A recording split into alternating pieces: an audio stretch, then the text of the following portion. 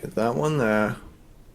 That one there. Okay, cool. I've got you, a notes page, and the playlist up. So Okay. I've got a little command center going on over here.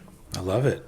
Nice. Okay. So does that mean that Yeah, started with the command center thing. Go for it. Yeah. we're ready? Okay. We're ready. Sounds good. Ladies and gentlemen, introducing Cranked and ranked. Hey! Oh, dude. Yeah. Oh, my day. You asked me to get some Fred Durst on there, and I got that, and I got all right, partner. Ball rolling, baby. You know what time it is. Do you know the funniest thing? Literally this week, of all weeks we could have done it. Like I've been a long time listener of H3 podcast. They've literally just this week fucking added Fred Durst to their soundboard as well. Yeah. So it's like this weird worlds collide moment. But yeah. nice. So Fred Durst sound bites just elevate anything they're in. And then you asked, and hold on, I gotta find. Is it this one? He fucking left the band. That's not it. That's a classic. Though. Hold on. I'm gonna find the right one. Here we go. Okay. Oh yeah, you're nice, dude. And then hell yeah. What else do Please we got? tell me you go what? Yeah, well, I'm like, where do I have that? Where did I put that? That's gonna get so much use. If either of us ever rank anything really low that should be higher, you can just what? I'm just trying to figure out where I put it because it's not this. That's the wrong one. Just rename this to the troubleshooting podcast. Nope, that's not it either. How about this one? What? There you go. There it is. So we've got those two. I just got to remember what letter they're on. So What? Okay. yeah. Hi everybody. This is not Cranked and Ranked, even though I said it was, but technically it is. But It's a subsidiary of Cranked and Ranked. Yeah, it's an offshoot of Cranked and Ranked that we often do that is called Slashed and Mashed. And occasionally we started off Slashed and Mashed because we were slashing and mashing double albums or albums that were like really long or related albums to make them into what we thought was one really cool album. And then we started just saying, well, there's no fucking rules here. We make our own compilations. Like if somebody came to us and said, hey, you guys know your shit. We're going to put out a new Nirvana compilation and we want you guys to sequence it and curate it. And we're like, thank you for recognizing that we are geniuses in our field and we should be tasked with putting together this compilation, which is what we're doing today. It is much like we did with we did Metallica's first 4 albums, but we chose the best of them without choosing any of the quote unquote singles or big songs. And now we're attacking my second favorite band, or I like to call Nirvana my 1/1. Like Metallica and Nirvana for me are very neck and neck for my favorite bands of all time for different reasons. And so I don't like putting them at number 2. I would say you've got an argument to say that Metallica is your favorite metal band and Nirvana is your favorite rock band. Yeah, you could do that. Yeah, pull that angle. Yeah, and so we're putting together a compilation of what we think are the best Nirvana songs that were not released as singles. Now you were asking me questions about how we're going to put this together, and I was like, just save it for the episode because I think a lot of that is part of the fun of the episode is like us deciding how we want to do it because it's not just me making up rules or you. It's like, well, what do we want to do? Because there's songs that are clear singles. Yeah. But then you asked earlier, do we include anything from Unplugged? My answer would be no, but that's just me. I also think that we should be looking at That was a little adjustment of the headphones. Sorry. The cans have been adjusted. They were far too tight on my head. I'm also wanting to discuss B-sides that are not on Incesticide to be possibly included too. But trust me, I know all this shit backwards and forwards, so I can help you out if you need.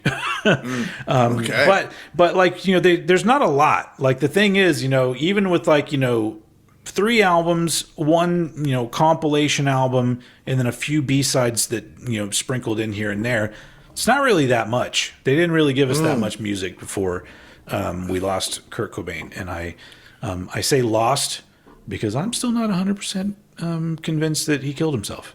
So hasn't it been ruled a homicide now? No, not that? officially. What happened with that? I remember hearing something about that. There were independent people that, you know, back in the day there was a private detective that wrote a book about it, and then recently there were other like independent people of some ilk that went over a lot of the evidence and other stuff and decided that it's probably not possible that it was a suicide. But unfortunately, the actual law enforcement, I think, has to go back and rule it a homicide before anything further can be done, which I think would be fucking fascinating, because there is a lot there that's questionable. And it would be so fascinating to see, well, where did they take this? Like, because everyone likes to point the finger and say, well, it was Courtney Love. And I don't 100%, I don't disagree with that. I don't think she pulled the trigger or did anything herself. But I think it was an inside thing. I don't think some random person went and killed him while he was alone in that, like, you know, that rural house. I don't even know where that house was, but it seems like it was like kind of in the middle of a lesser populated area that they owned. Anyway, either way, for me as a fan, and because that music was so important to me and he was such an important figure in my life, it would be nice to have that kind of closure where they actually did go back with modern technology and with more eyes on it, and not just, well, we're the local PD and we just want to open and shut case so we can go home. You know, which I feel like it was kind of like that. This guy was a junkie. Of course he killed himself. There was a lot of that shit. So if we could go over it again officially, I would love it. Even if we come to the same fucking conclusion and say there is not enough evidence, or there's not enough reasonable doubt, or blah, blah, blah, whatever, I would love it if they did it again. Because it seems weird. I read that book back in the day that the private investigator wrote, and there's a lot of shit where I go, if this is actually true, these things, then he didn't kill himself. 100% did not. Because that book also covers the fact that he had gone to a divorce lawyer before that as well. There was proof that he had gone to a divorce lawyer. And then proof that Courtney Love had gone to people to ask if they could, quote unquote, take care of Kurt. So, and then on top of that, there's the actual evidence from the scene of the crime, which I won't go into because it's like, I don't know. You can go look it up if you want to know like the inconsistencies and the things that didn't quite add up. The main thing I heard was the barrel was too long for anyone to be able to pull the, you know, that and the fact that the toxicology report showed that he had so much heroin in his system that he wouldn't have been able to even lift the gun. Let alone aim it somewhere. Anyway, by the way, on a lighter note, I'm using my Nirvana mug today, nice. which was actually a gift from. Well, he's not my. He's my sister-in-law's boyfriend. But they've been together a bit. They should just get married. She doesn't watch this, so it doesn't matter. But like for Christmas, they did this cool thing one year where the whole family, we gave each other presents, but it had to be something that we went to a thrift store and got.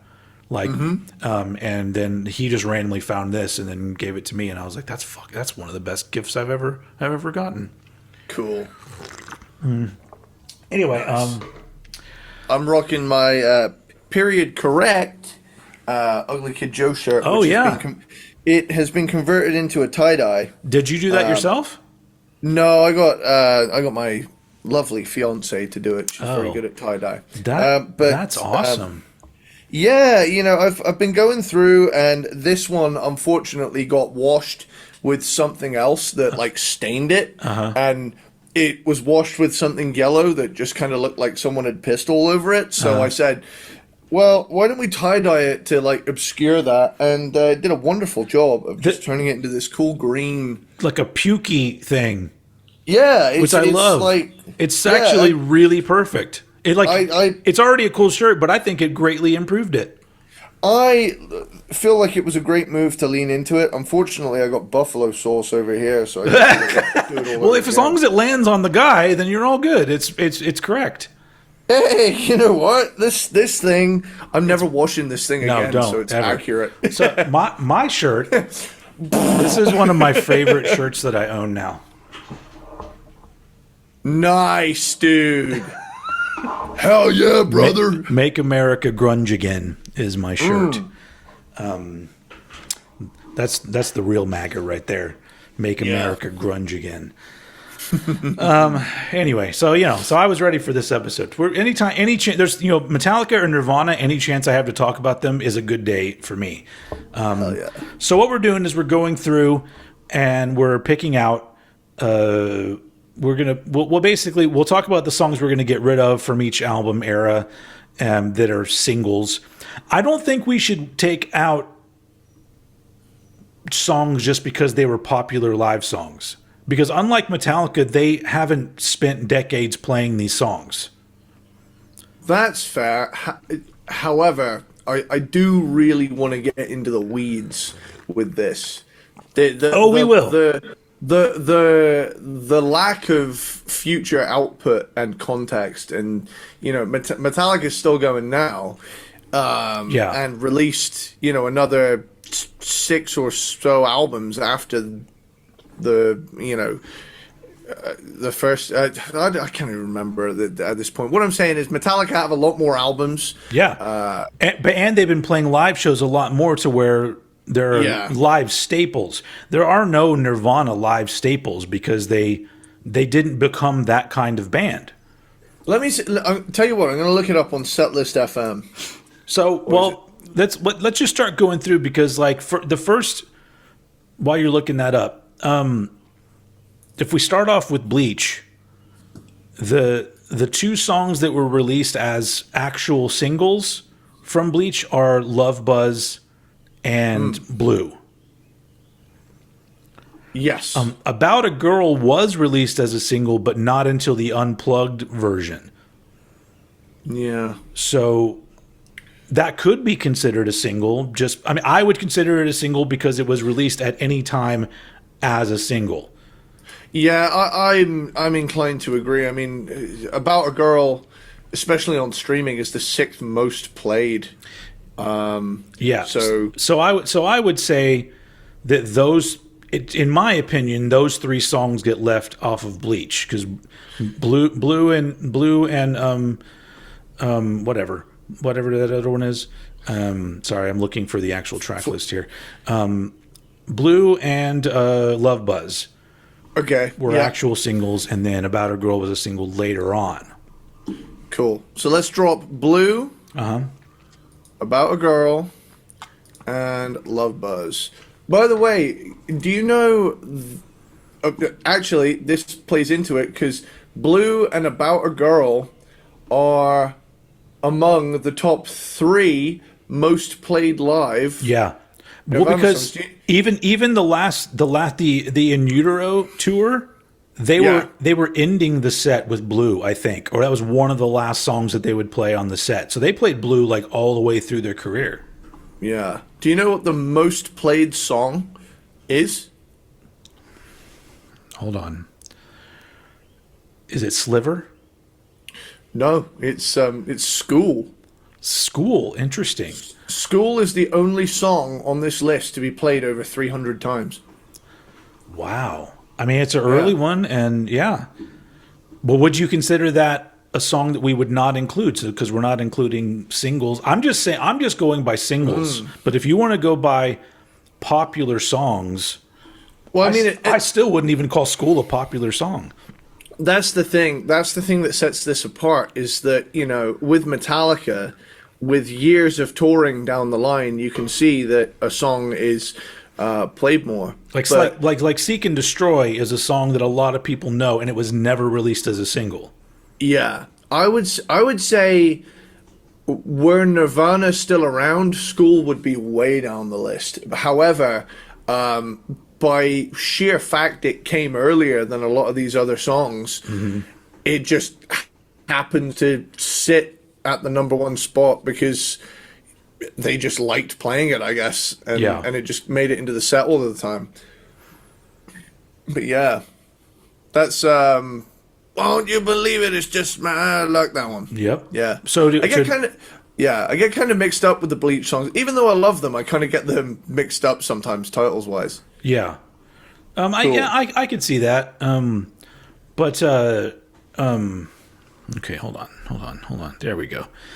Dude, this is a really interesting list. It's always interesting to me to you know certain albums like Bleach, because like when I first heard Bleach, it was on CD, and and the last song on that was Big Cheese, but then the original vinyl version of Bleach doesn't have Big Cheese. It ends with Sifting, which is an interesting ending song.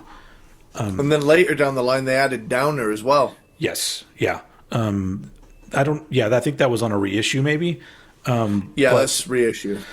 But I guess Big Cheese. Maybe that was maybe the original CD also didn't have Big Cheese. I don't know, but Big Cheese to me always felt like the ending song of Bleach, but not necessarily. So how do you feel though? I don't want to. I would like to include School in our compilation, but if you feel like just so we can play that game of like, well, that's the number one played song, let's at least remove that one.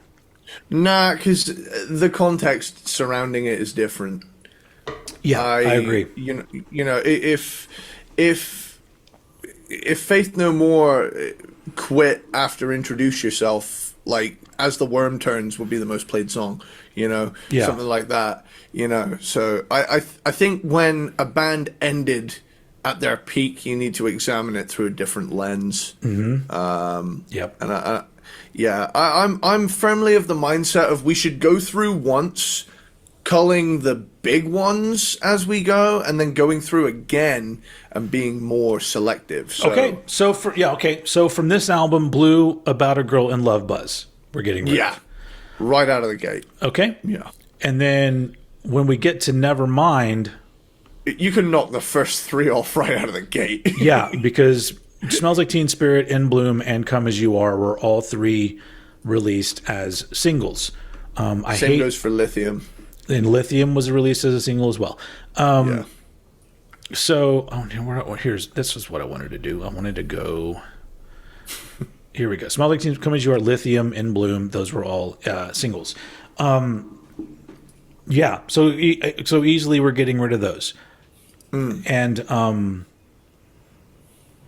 there's when we come back around, I'm going to introduce some B-sides, also, non-Incesticide B-sides. Cool. So the interesting thing is, I don't know why. I would like to call out whoever made the wiki, because on the wiki they don't include Sliver as a single, and Sliver was 100% released as a single. I own it. I own the single of Sliver. So when we get to In Utero, that's the only single is Sliver. Wait, do you mean Incesticide? Sorry. What did I say? You said In Utero. You know what I mean. Incesticide. God damn it. Have you seen that? That just reminded me of this. There's this guy on TikTok that keeps going to Buc-ee's, but he goes, here I am back at Bush's. Yep. And yeah. we don't call it Bucky's here anymore. It's Bush's. Yeah. So the best part is now I know a lot of people calling me out saying it's Bucky's, but didn't you ever pay attention in school? A C with a E behind in front of it is a soft C, and he goes Bush's. It's fucking hilarious. I love it. Yeah. So I have a love-hate relationship with Bucky's. Yeah. But I'd love to go to a Bucky's. I mean, yeah. I don't know. Just insanely huge service station, right? Basically, like yeah. But with a giant. They also have merch. They also make like fresh food there that you can buy. You know, they have, and I don't know. It's got pretty much everything. It is a good place. Like if you're on a road trip and you're like, shit, we forgot these things. Bucky's probably has those things. But anyway, so yeah, Incesticide. Sliver's the only actual single that was ever released. But I guess because it was released kind of as a standalone single, and then it was included on Incesticide. But nothing else on there. Nothing else on there is a single. To be honest, Incesticide is the deepest cut. You know, it's a compilation. It's not even really considered a mainline album. It's just, shit, we got all these B-sides and this band hit it big. Yeah. Fucking put it out. Yeah. Yeah. Yeah. I mean, it was very cool for me at the time because I had gotten so into Nirvana, and then they're like, "Hey, you want to hear this older shit the band did?" And I was like, "Fuck yeah!" And so I remember when that came out, I was so fucking stoked. I was like, "More music already?" Yeah. But and then we get to In Utero. Mm-hmm. And Heart-Shaped Box was technically the only like legitimate single with a music video, but All Apologies was also released as a single, and Penny Royalty was released as a single, but it was like a radio single. It wasn't like, I don't think it was, you couldn't go buy the single of Penny Royalty. I think they put that out later. Yeah, I think Penny Royalty, especially being as it was included on Unplugged as well, I wouldn't call it a deep cut. So I would say, I don't know. I think anything in this run-in, to be as fair as possible to the deeper stuff, we just gotta axe it. I'm trying to see why this one single is listed as All Apologies and Rape Me, which I have this one too, and they're both on there, but it's. Yeah, you're right. The cover of the single, the 12-inch single I have, says All Apologies and Rape Me. It's not like on the back. It's two songs highlighted on that single. Yeah. So we would have to be fair and cut out All Apologies and Rape Me, because technically it was a double single. Double single. These motherfuckers out here not doing double albums, they're doing double singles. Yeah, why not? That one's really Coming cool. soon, the Grave Circuit triple. That's a really cool single too, because it comes with like these, because it has the album cover, which is like one of those Kurt Cobain creations, and then on the inside, it's got different color prints of the cover, which I love as a collector. Honestly, like literally everything on this list I own. The only one I don't own is the blue single, which is like really rare and expensive. But one day, maybe. I don't know. One day. And then last but not least, I mean, we already took out About a Girl. That was released from the Unplugged album. But the last single was You Know You're Right. Yeah. Which that's came out years later. But technically a single. So yeah. I wouldn't include that.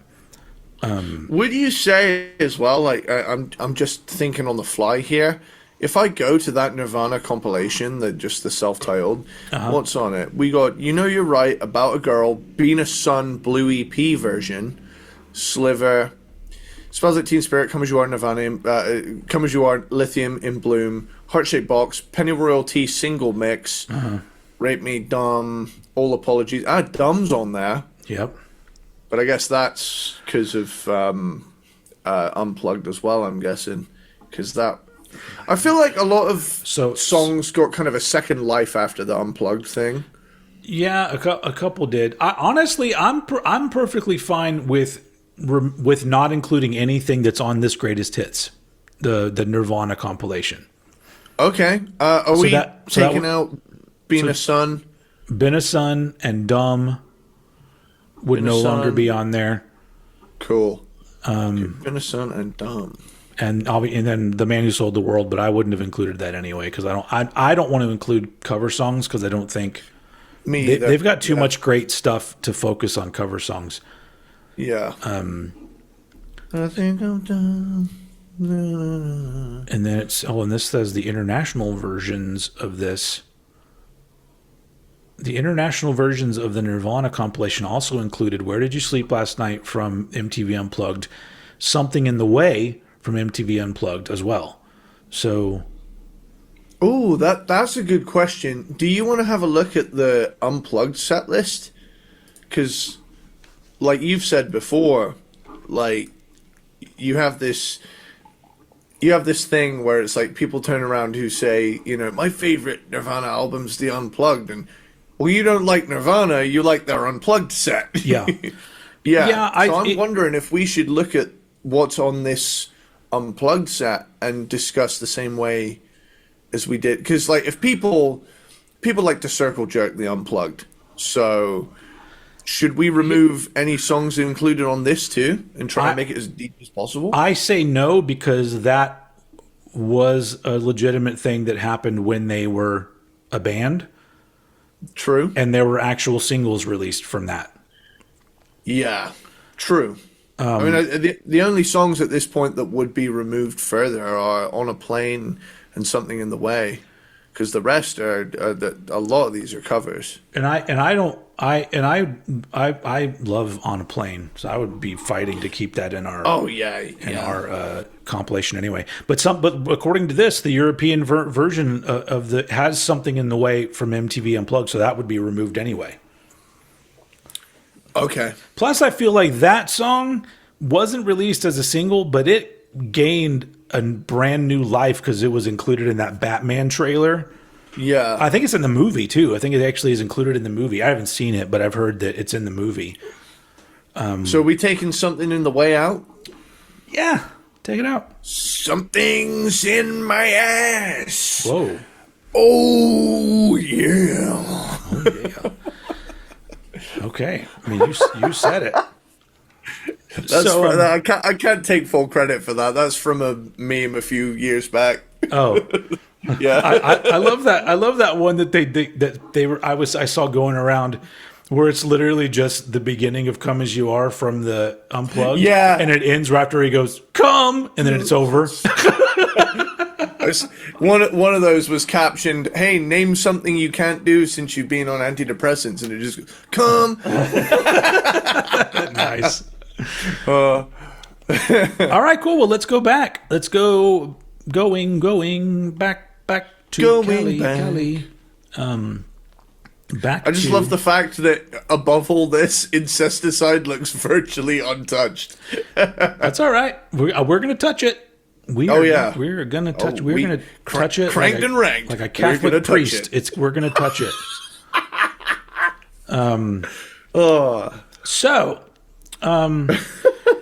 So the first song that we would come in contact with is Floyd the Barber, which I always really liked because I love all Nirvana. Obviously, every fucking song is amazing to me, but I do love the small handful of songs that almost have a metal tinge to them. Yeah. So I always really enjoyed Floyd the Barber. And I always thought that like the lyrics were pretty funny. And so I like that one. I like the idea of including that one. Are we still we're keeping School in there, right? Yeah. School I think should definitely go because it's a classic and it's there's something about that song that's just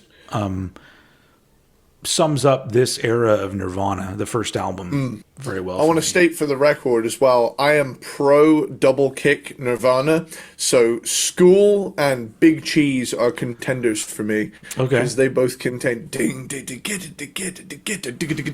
Yeah. and then I can't remember the words, but there's that pre-chorusy bit where he just starts going Yeah. Who does the so is that's Chad Channing? Who does? Okay, hold on. The drums on Floyd the Barber are Dale Crover. Paper Cuts and Downer is also Dale Crover. Everything else is Chad Channing. Which Chad Channing was pretty great. Honestly, like I've always said that my like if I had a time machine and I was allowed to go back and see any shows that I wanted to see, I would go back and see Nirvana probably several times. But the first place that I would go is I would go see Nirvana as a 4-piece with Chad and Jason Everman, because you see footage of that 4-piece version of the band, and they were fucking great. Well, they were always great, but something about. And I know that, like Jason Everman was more of like a metal guy, and you could tell. But his presence on a lot of footage I've seen energized Kurt, where the whole band was just like hair going everywhere. It's with obviously not Chris, but Chris never grew his hair. Well, he grew his hair out like a tiny bit, just a tiny little bit. What's that? Pyramid Club? That's the one I always think of. Is that the one where a fight breaks out? There is one where a guy gets up on stage and won't leave. But I love the energy of them at that point. Anyway, sorry. Let's go back to so that brings us to Paper Cuts. Paper Cuts is a very important one for me because it's there's a point where it's one of my favorite Kurt Cobain screams is in Paper Cuts. I don't know if you would call it the second pre-chorus, I guess. I don't know what you would call that.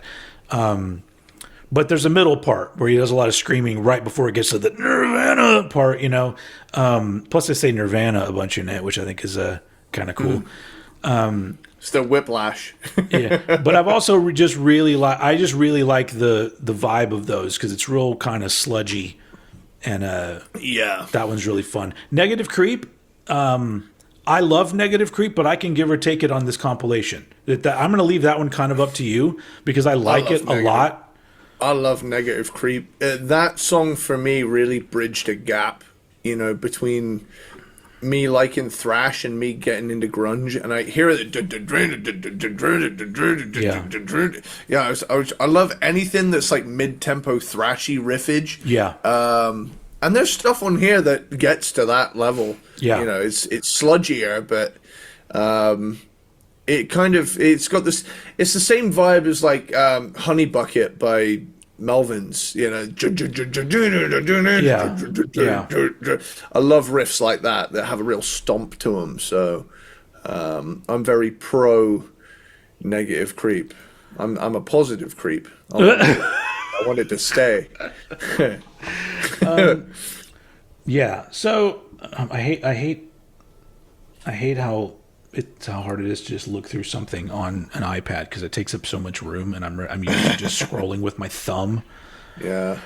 Okay. All right. All right. Oh, I didn't mean. Okay, never mind. So, Scoff. It's really hard for me to get rid of any of these songs because they've all got things. That's the "Give me back my alcohol, give me back my alcohol." That one. It's good shit. It's great. But then immediately you get to Swap Meet, which has also got a great chorus. Keep the cigarettes close to his heart. I mean, that's great too. But then you have Mr. Mustache. You know what I'm saying? Mr. Mustache is that's one of those riffs that shows off that a lot of people like to claim that Kurt used like not being able to play as being his way of being able to play, but I don't know, Mr. Mustache is a motherfucker of a riff. Yeah, he was a guy that like he was kind of like me as a guitar player. I got really good up to a point and then just went, fuck it. And so he was good up to a point and then was just like, that's not necessary. And then after Mr. Mustache, we have Sifting, which Sifting is like, it's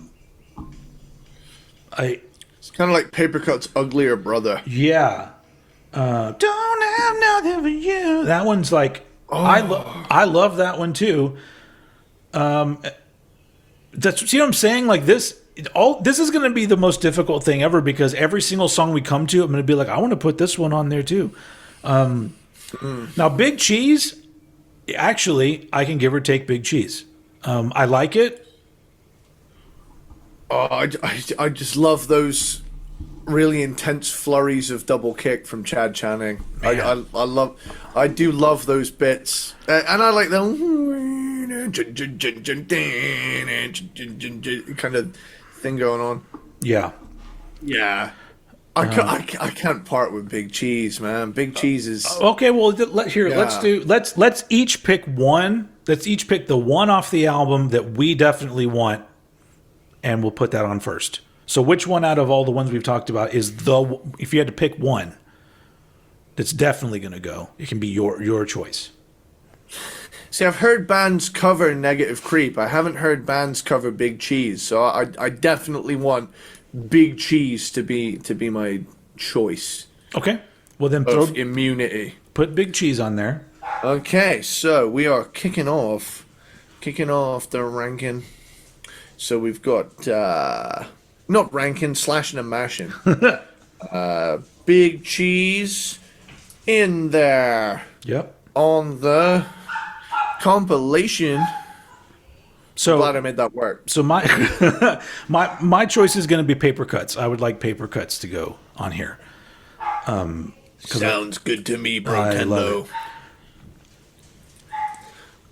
And then I guess just throw School in there because I feel like that's one that cool. It's to putting in. We don't just want to like ignore the ones just because they may have been, played more. But I think School is a really good. Between the three that we chose, that's a pretty good start because obviously, my thought was including 3 from each release, including In Utero. I too am of that mindset. 12 total. So maybe not 3 from each, depending on how it goes, but 12 total because like I don't know because around that time, the 90s, it seemed like 12 tracks was like the normal was 12 tracks. Yeah. Maybe 14 if you were trying to push that runtime. Yes. Yeah. And so if that brings us back to Nevermind. Okay. Which obviously here we are. We've taken out a bunch of songs from this because there was a whole. I mean, really, the whole fucking album could be considered singles because it's that fucking massive album. Yeah. So the first one we come to there is Breed, which I've always loved. Breed. Yeah. In fact, like the 4, like I kind of remember the first time I heard this album and like I went out and bought it on cassette and I put on my Walkman and I was listening to it, and Breed was the point because sitting through Smells Like Teen Spirit, In Bloom, Come As You Are, and then Breed, at that point I just remember being like, this is the best album I've ever fucking heard in my entire life because of like that series of 4 songs. That's a hell of a run of songs, man. And then following it up, Lithium comes right after Breed, right? Yes. Yeah. Fuck, dude. But I think Breed, I would like to include Breed just because I really think it's just a fantastic song. I'm down to Breed. All right.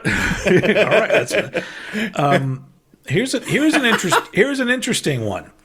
Now, some people would be putting this compilation together and they would say, well, you have to include something that's acoustic. And I don't think that that's necessarily true. So because a lot of people would come and go, they would come and then they would go, Pauly should go. Fuck! What was I just masturbating to? Yeah, they would go. Pauly should be on the compilation, and Pauly is great as an album track. If you that song taken out of context or out of the album and the flow of the album, Pauly is not one that I love. Yeah, we can't just have an acoustic guitar and then make me happy with it. It doesn't work that way. Yeah. There's an interesting case here because we've got two versions of Pauly. Because we've got Pauly, the Nevermind version, and New Wave Pauly. Yeah, which is the fast punky one. I don't really want to include either one of them, but that's just up to. I mean, I guess if you have anything else to say. I fall into the bracket of I can take or leave Pauly. I like it as an album. Let's leave it. I'm happy it's on the album, but I think that we should shine a light on songs with more energy to them. And I mean, New Wave Pauly has plenty of energy to it, but I think we need to be nice and fair to the deeper cuts. And yes. I think bowing to the groupthink of you got to include something unplugged. Yeah. No. I mean, coming from me, who is probably one of the most massive Nirvana fans there is, I don't think you need to include acoustic stuff because when I think of Nirvana, I do not think of acoustic guitar. It is not. It's not what I think of. That brings us to Territorial Pissings, which is a favorite of mine.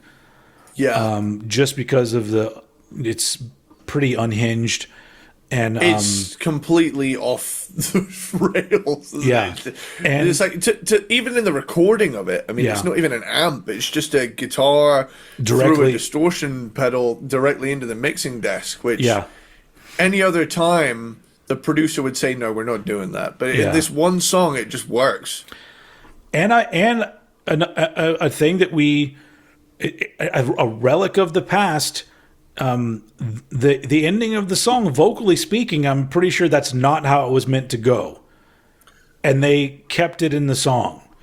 Huh. Every time I hear his last couple screams at the end of Territorial Pissings, I always go, on these days, the producer would say, you got to do that again and we're going to auto-tune it. Like, your voice can't just go weird. But and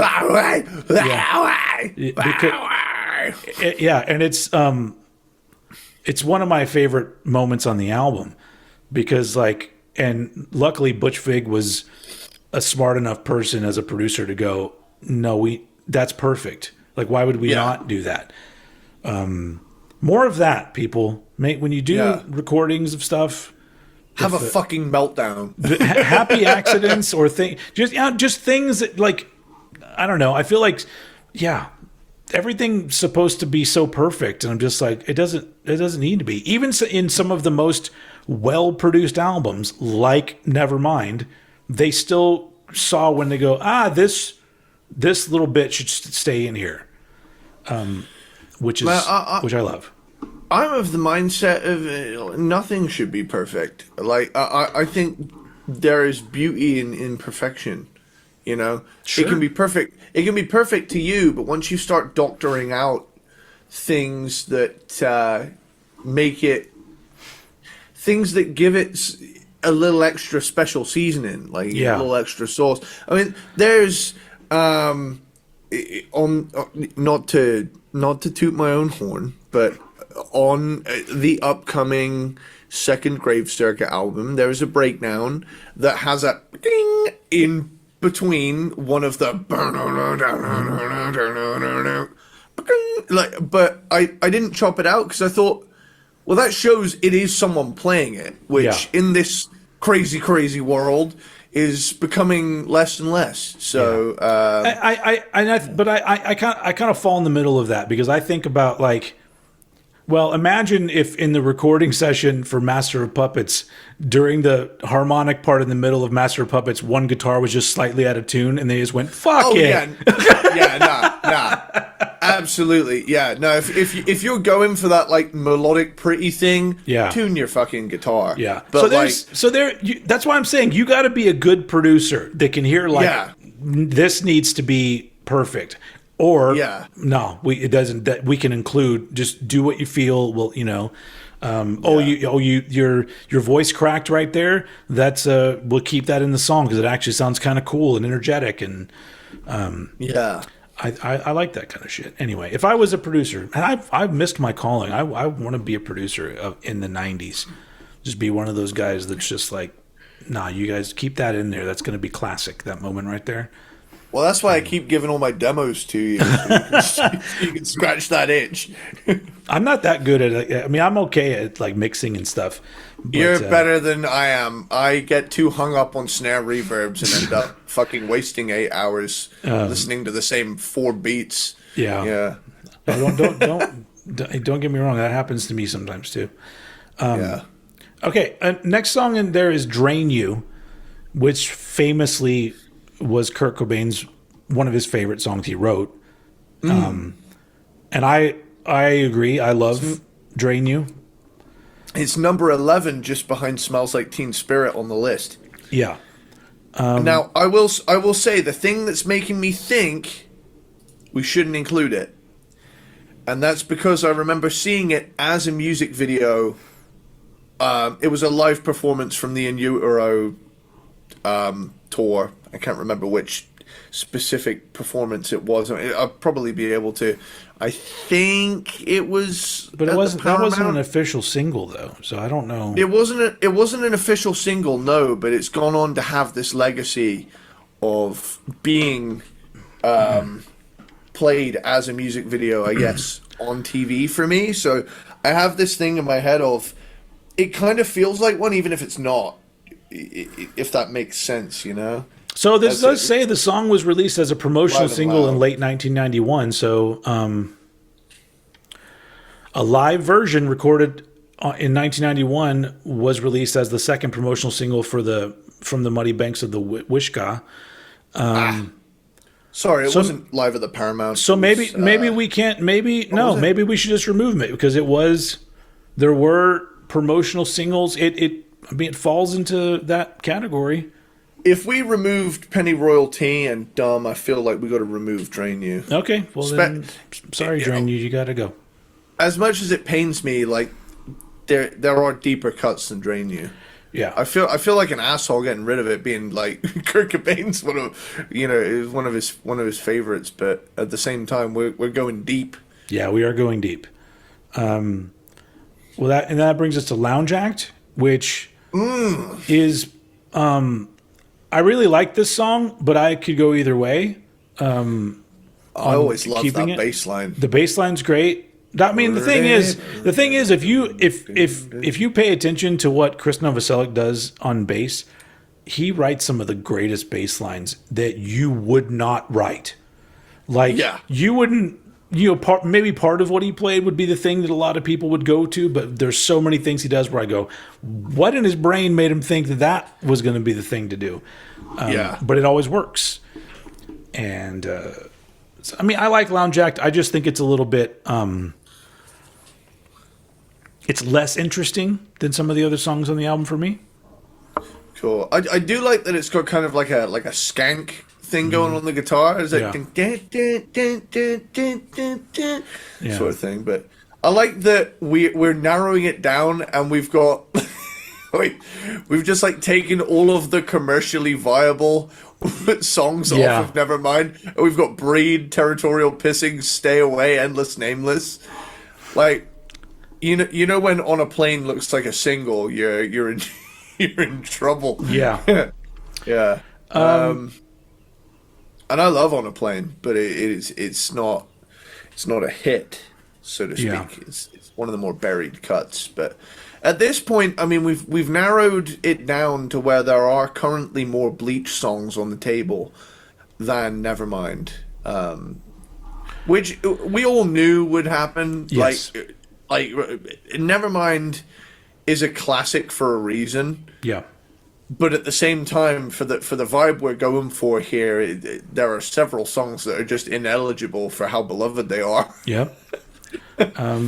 All right. Well, then, okay. So we're discussing all these songs. We'll go back and we'll figure things out later. But "Stay Away."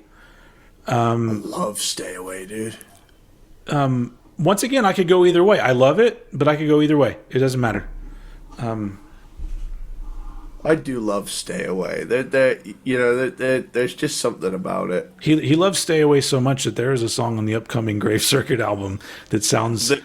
It's very similar to "Stay Away."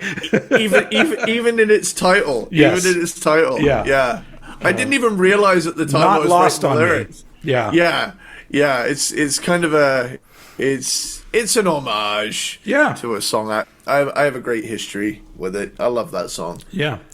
You know what? I'm gonna say it. That's my pick for this album. Okay, throw that one on. "Stay Away" is staying. My pick is "Breed." I want Okay, I'm fine with that. "Breed" to be on there. Talking my language. We picked two of the faster songs from the album. We're And then, potentially going to pick the other one. And so we're not concluding "On a Plane" or "Something in the Way," because they would be considered. Yeah, "Something in singles. the Way" is already gone. And "Endless Nameless." now here's the thing. There's something about it that I truly love. Yeah. I know, and do you know what? I was thinking about your history with it. Yeah. It's similar to my sentimentality around "Stay Away." For those of you who didn't hear that story on the other Nirvana episodes we've done, I first got Nevermind on cassette and listened to it a shitload. And then that following Christmas, I got my first CD player. So one of the first CDs that I bought was like, well, I love this album so much, I want it on CD. So I bought Nevermind on CD. And I just remember one day I'm just listening to the album all the way through, and I'm laying on my bed and I just fall asleep. And "Something in the Way" ends, and that's where the album ends. And I just think, I think I'd fallen asleep several songs prior to that, but I just remember all of a sudden hearing this dung dung dung dung dung dung, and like waking up being like, what the fuck is going on? And it's because you wait like several minutes after "Something in the Way," and then "Endless Nameless" starts, which was not on the cassette. So I was just like, I just remember listening to the whole thing and then immediately calling one of my best friends and being like, dude, did you know there's like another song? And it's crazy. But it was just one of those great moments that I just remember being so like, what the fuck is going on?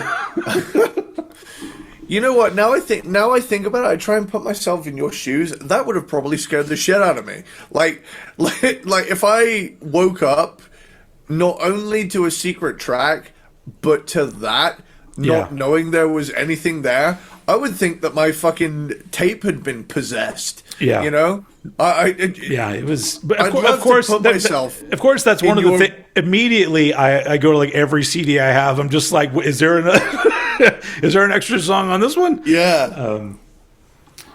But and there were my favorite. I think I bring this up every time too. My favorite hidden track isn't even an album that I truly like a lot, but the very first album by the band Sponge, it has a track that you push play on the CD, and then you have to rewind to negative. You have to rewind back through the song negatively, and it plays in negative seconds before the first track on the album. So, and you have to know that. Yeah, you have to figure that out. That's not just playing the album through and then you hear it. You have to know to rewind, or to, what do you call it? Scan backwards, I guess what it was called, to hear the first song on that. I'm sure like these days it's probably just included on the album. I don't know. I haven't checked out I think it's Rotting Pinata is the name of that album, the Sponge album. It's got like their biggest songs on it. It's got that 16 candles down the drain, and then is that the one with the world of human wreckage? That one. Yeah. Penny Wheels and then Rotting Pinata. Anyway.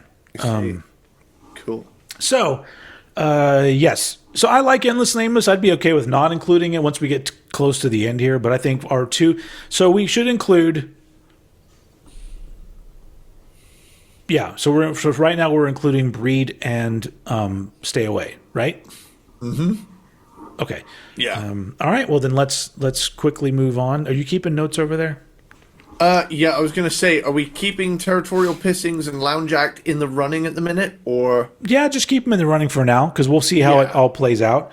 I also want to bring for your consideration B-sides, Even in His Youth. Even in his youth, there was nothing. And then my favorite Nevermind B-side, Curmudgeon. That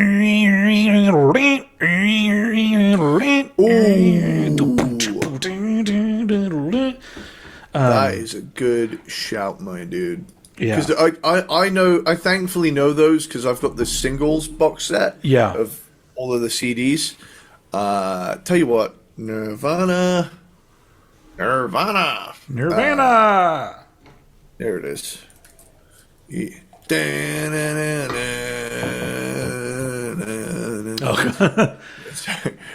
So Even in His Youth, tell you what, I'm going to throw Even in His Youth and Curmudgeon.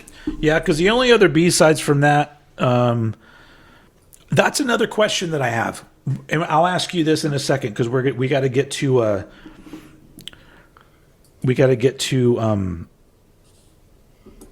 what the fuck do you call it? The Incesticide before we do anything else. Because I'm going to ask you a question specifically related to Incesticide. Compilations. There we go. Incesticide. Okay, so we're moving on to Incesticide. Here's my question. Like earlier when we were chatting about this, I was saying that if it's a studio track, we should definitely consider including it. Are you talking about the BBC sessions? Yeah, would you consider Peel Sessions studio tracks? Because they're not professionally recorded in a studio to be put out on anything. They're recorded live on John Peel's radio show, but they're in a studio. Because there are four tracks on here.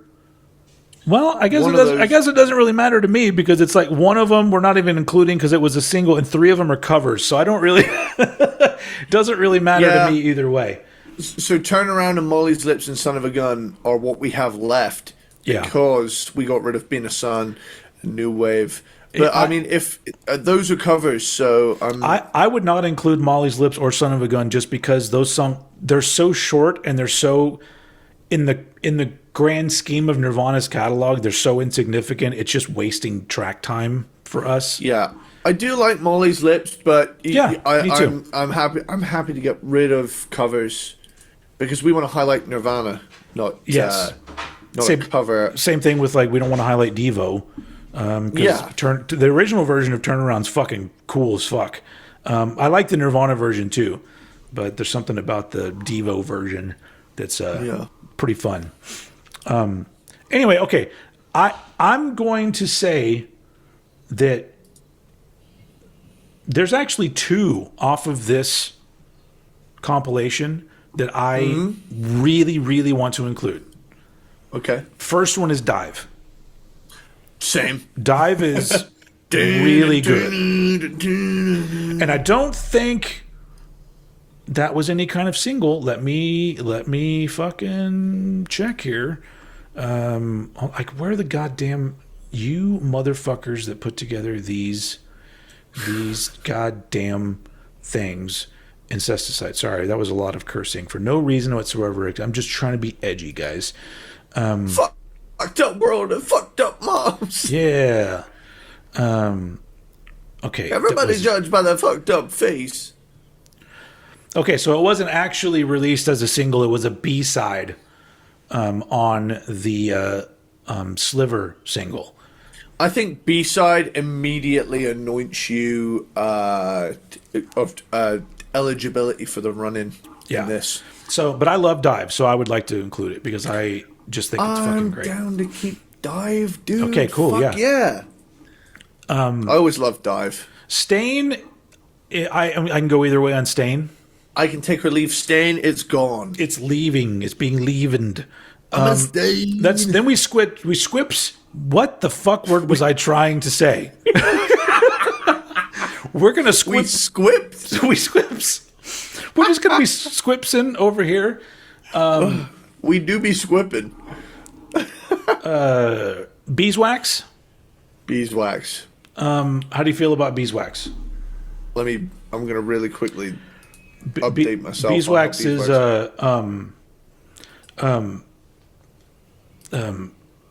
it's hard. I was gonna try to sing part of it, but I'm like, it's not gonna. He's just ranting over it, isn't he? Yeah. Okay, I tell you what. For the sake of keeping this, yeah. I'm not trying to gentrify the artsy side of Nirvana here, but I definitely want to put the spotlight on a runtime that really just highlights songwriting. We want it to count. I think Beeswax. Count. There's other songs where he's a little grunty and screamy that are more interesting than Beeswax. Yeah. Is it Hairspray Queen where he's just going? I was your mind. Yeah. I like that one more. Downer. Yeah, Downer's a cool one. Yeah, but it's pretty in and out. So we're axing Beeswax. Yeah, I really like Downer. If we have room for it, I would put it, but that's not my other one that I definitely need to keep on here. I'm going to make the argument that Downer takes up such little runtime, but offers, because of the nature of, it's kind of like they're Necrophobic by Slayer, where it's just in and out. You know, it's that fast that it accomplishes what many songs take 4 minutes to do in a very short span of time. So tell you what, we'll leave Downer there for now. Okay. Mexican Seafood, I could take or leave that one. That one's, it's got interesting bits to it, but I could take or leave that one too. Okay, well then leave it.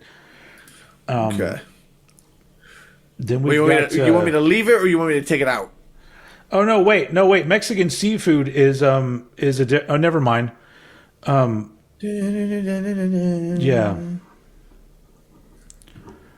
Oh, I actually kind of like Mexican Seafood. Never mind. I was getting that mixed up with Hairspray Queen. Okay, tell you what, we'll come back to Mexican Seafood. Hairspray Queen is the one I can give or take. Okay. It sounds like He's almost doing like if you spun Dave Mustaine around enough, where he would be like so dizzy. Yeah. I'm about them puke. Yeah, I would say we probably axed Hairspray Queen. Okay. If we're talking about making it count, I like it in the context of Incesticide, but like in the context of all of these albums, I like all of the songs. I'm just trying to be picky in certain ways for this thing. My other one that I definitely want to include is Aero Zeppelin. I know that it's very not Nirvana sounding, but there's something about the uniqueness of that song in their catalog. Yeah, but it's got all these like different. It's probably one of their most complex songs with different actual parts. Yeah, if Nirvana was a prog band, this is it. And so I really love that one. So I'd like to keep that one. But then again, I also love Big Long Now. It's almost like a space rock song in a way. Dun, dun, dun, dun, dun, dun, dun. Yeah. I just love the chorus. It's very... you know what? Big epic boy. Yeah, you know what? Aero Zeppelin and Big Long Now I'm firmly behind. Now, I know. I was going to say, we've now reached a big one. That's what she said. Yeah. Hey! This was not released as a single. Aneurysm was not released as a single. And yet, it is 21 on the list of most played Nirvana It's a songs. fantastic song.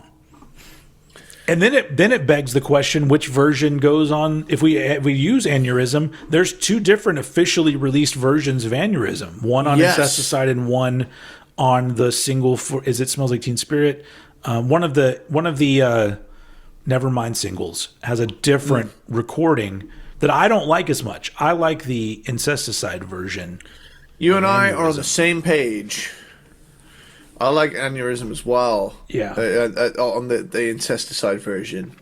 But if it's... I heard that butt was very loud. I was like, yeah? But it made me want to go, what? What?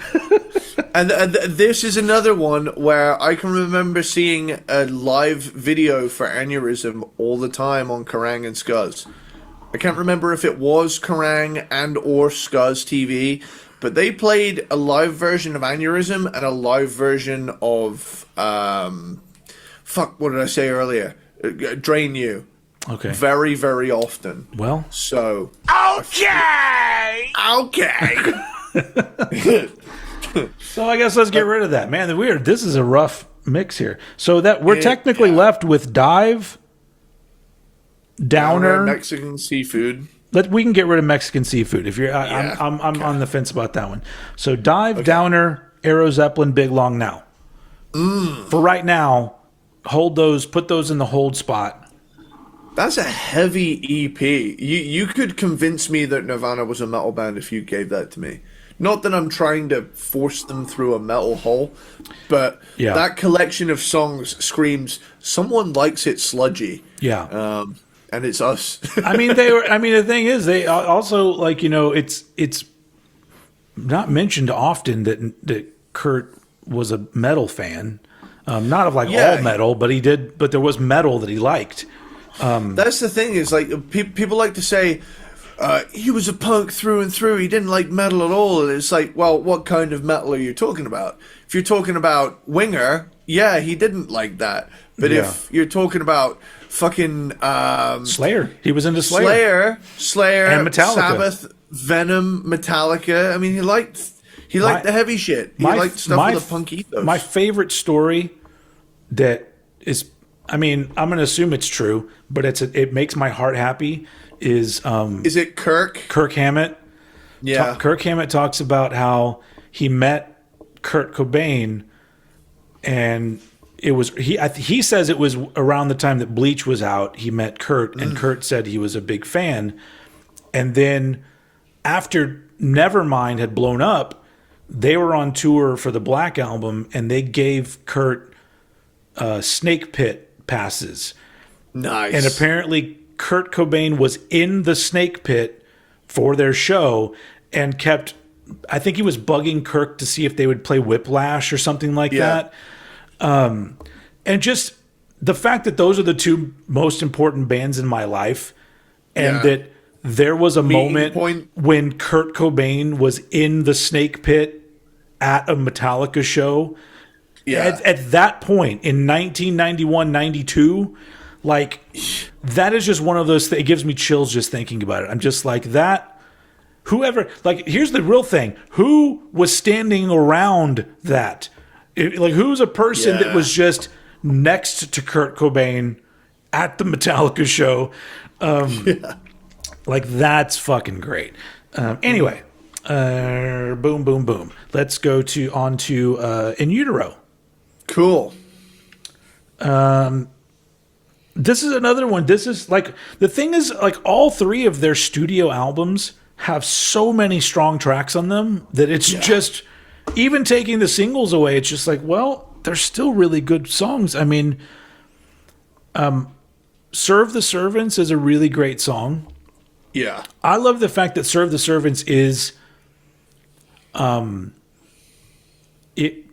remember when the first time I heard Serve the Servants, which would have been the first time I pressed play on In Utero, I immediately was like, oh, all those people that are that make fun of Nirvana for just playing 3-chord songs, immediately it's not a chord, the riff is not 3 chords. Yeah. It's not even chords. I was like, oh, they're expanding what they do. And so Serve the Servants is just a fucking great song overall. Yeah. But I'm going to go on record and say Scentless Apprentice is one that we're both going to want on this compilation. Oh, So just go ahead. Just go ahead and put it on there. Yeah. We're skipping Heart Shaped Box. Now this is I guess this would be considered a hot take. I don't think "Rape Me" is one of their strongest songs. I think it's a weaker song with strong lyrics, or the lyrical content is I don't know what the word I'm looking for is. It's deep. It's deep lyrical content. It's one of those songs that, like, if you really don't read into songs, or you're not very literate when it comes to lyrics, you don't really understand the song. My favorite. Here's a thing that I've always thought was really interesting. In our culture, and I'm going to say our, because I don't think it's just America. I think it's probably a lot of civilizations like ours. So many times people will be referring to the term rape and assign it as a female thing. People will say, like, women will say, "I'm offended because that's offensive to women." I'm like, what? Why is that offensive to women? Like, I understand women are far more sexually assaulted than men are, but the term doesn't mean woman. And it's so funny that it's happened so often in our societies that some people hear that term and immediately think it's referring to a woman, and it's fascinating to me. Yeah. But anyway, I always took the lyrics to "Rape Me" as like being overall being taken advantage of in one way or another. Yeah. Not just sexually, although that's included. But it's that grunge thing, isn't it? Where it's like, there's an edge to it, but it goes deeper than the surface shock level, I guess. There's layers to it. Which I think is like the strong suit of the song, is that he wrote the lyrics in a way where it grabs attention, but it isn't 100% just trying to be shocking. Yeah. But it is trying to be attention grabbing. I do love that clip of them going into it. I can't remember what MTV Video Music Awards 1992. Yeah. Oh, I remember watching that and recording that. Yeah. They scared the shit out of the people running that show with that. There's so many amazing things that happen during that performance, because first you've got they start playing "Rape Me" just long enough to where they play it, and then they switch to playing "Lithium." Yeah. And then at the end of "Lithium" is when Chris Novoselic throws his bass up in the air and it comes down and hits him on the head. Yeah. And then after the song, Dave Grohl comes down to the mic and he goes, "Hi, Axel! Hi, Axel!" That was iconic. That's like prime. Like, I was so obsessed with Nirvana, and like that performance, I'm like, this is the greatest band in the fucking world.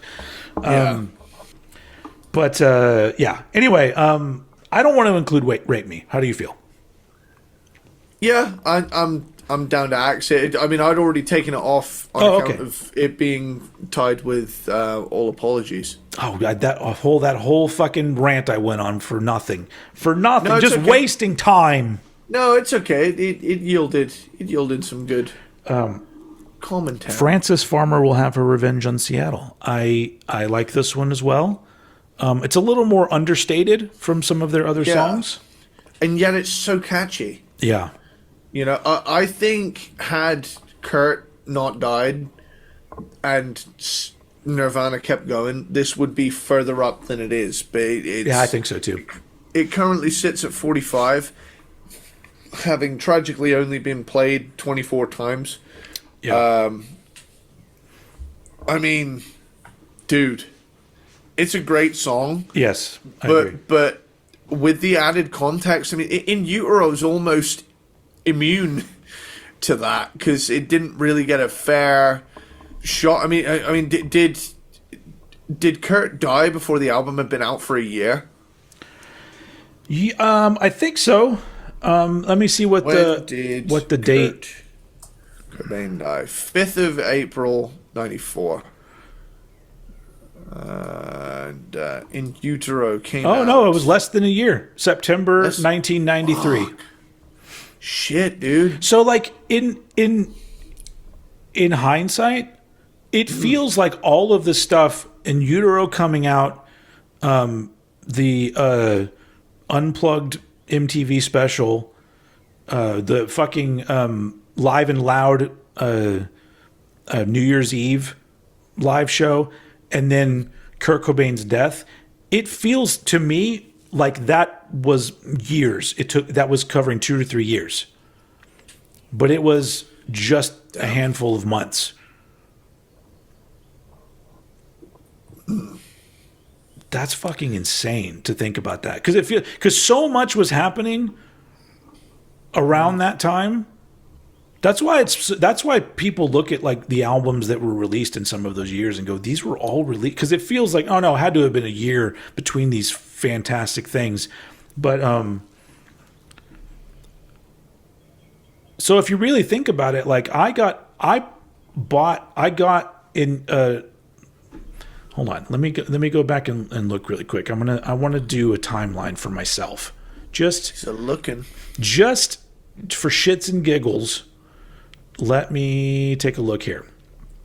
Oh, come on. I'm so annoyed at how large these articles are, and I just want to be able to close. I want them to have sections that I can just close, and then I can just look for the section I want. I don't want all of this.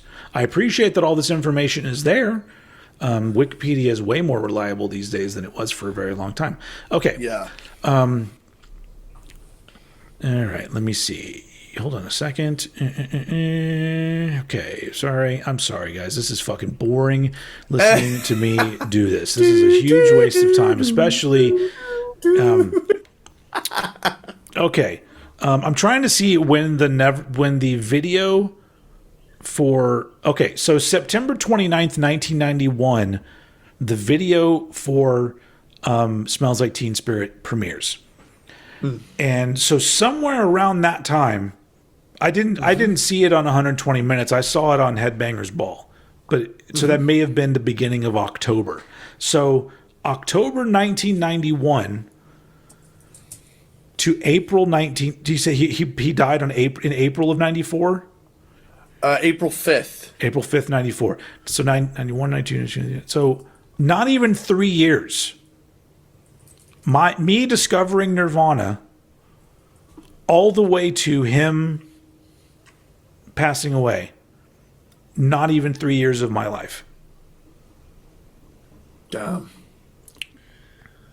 Shit, dude. I've looked it up here, and I don't know how reliable this is. I was just looking it up. It said the music video for Nirvana Smells Like Teen Spirit first aired on MTV Headbangers Ball November 2nd, 91. Okay, so that would have been it. So I would have seen it for the first time November 2nd, 1991. Still, but even then, less than 3 years of my life that all of that happened. And it feels like much longer. Like the build up from just from Incesticide to In Utero felt like ages. So that's... God, so it's fascinating to think about, like, how quickly all of that shit happened. It's amazing, isn't it? I mean, how long did you say that was? What is it? Less than 3 years? Yeah, it was less than 3 years. Less than 3 years. Not even 3.5 years, I don't think, because if you're talking like November to April. Yeah. We are... I mean, how long have we been doing this show? That could have happened twice. Yeah, that could have happened twice. Almost at this point in the span of time we've been doing this show. Which is one of the reasons why I say, and one day we are going to be doing an episode called That's Why the Early 90s Are the Peak of Human Existence. Is that the name of the episode we're doing at some point? Yeah, it was it's Why the Early 90s Are the Peak of Human Civilization. Yeah, because that's the kind of shit that was happening. And that's just like everyone has that, obviously not everybody died like that, but I bet you would hear 100 different takes from different people on the things that influenced their life and affected their life and how short of a time span that was. It doesn't even have to be Nirvana. It could have been anything else. It's just insane. Anyway, that was a nice vibrato on that hum, dude. Hell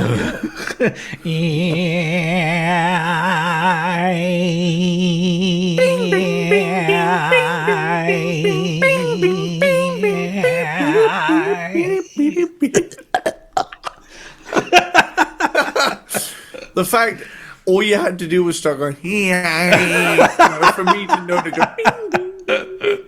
Also in 1991. Yeah, another case for 1991 just being baked into our fucking psyche. Yes, yes.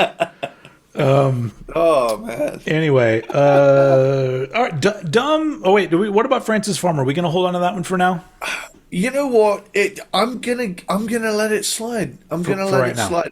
I think it would have been a massive song had Kurt not died.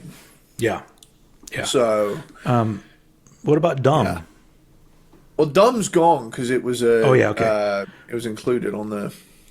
All right, so Very Ape. I really like that one, but that one is another one where it kind of comes and goes pretty quick.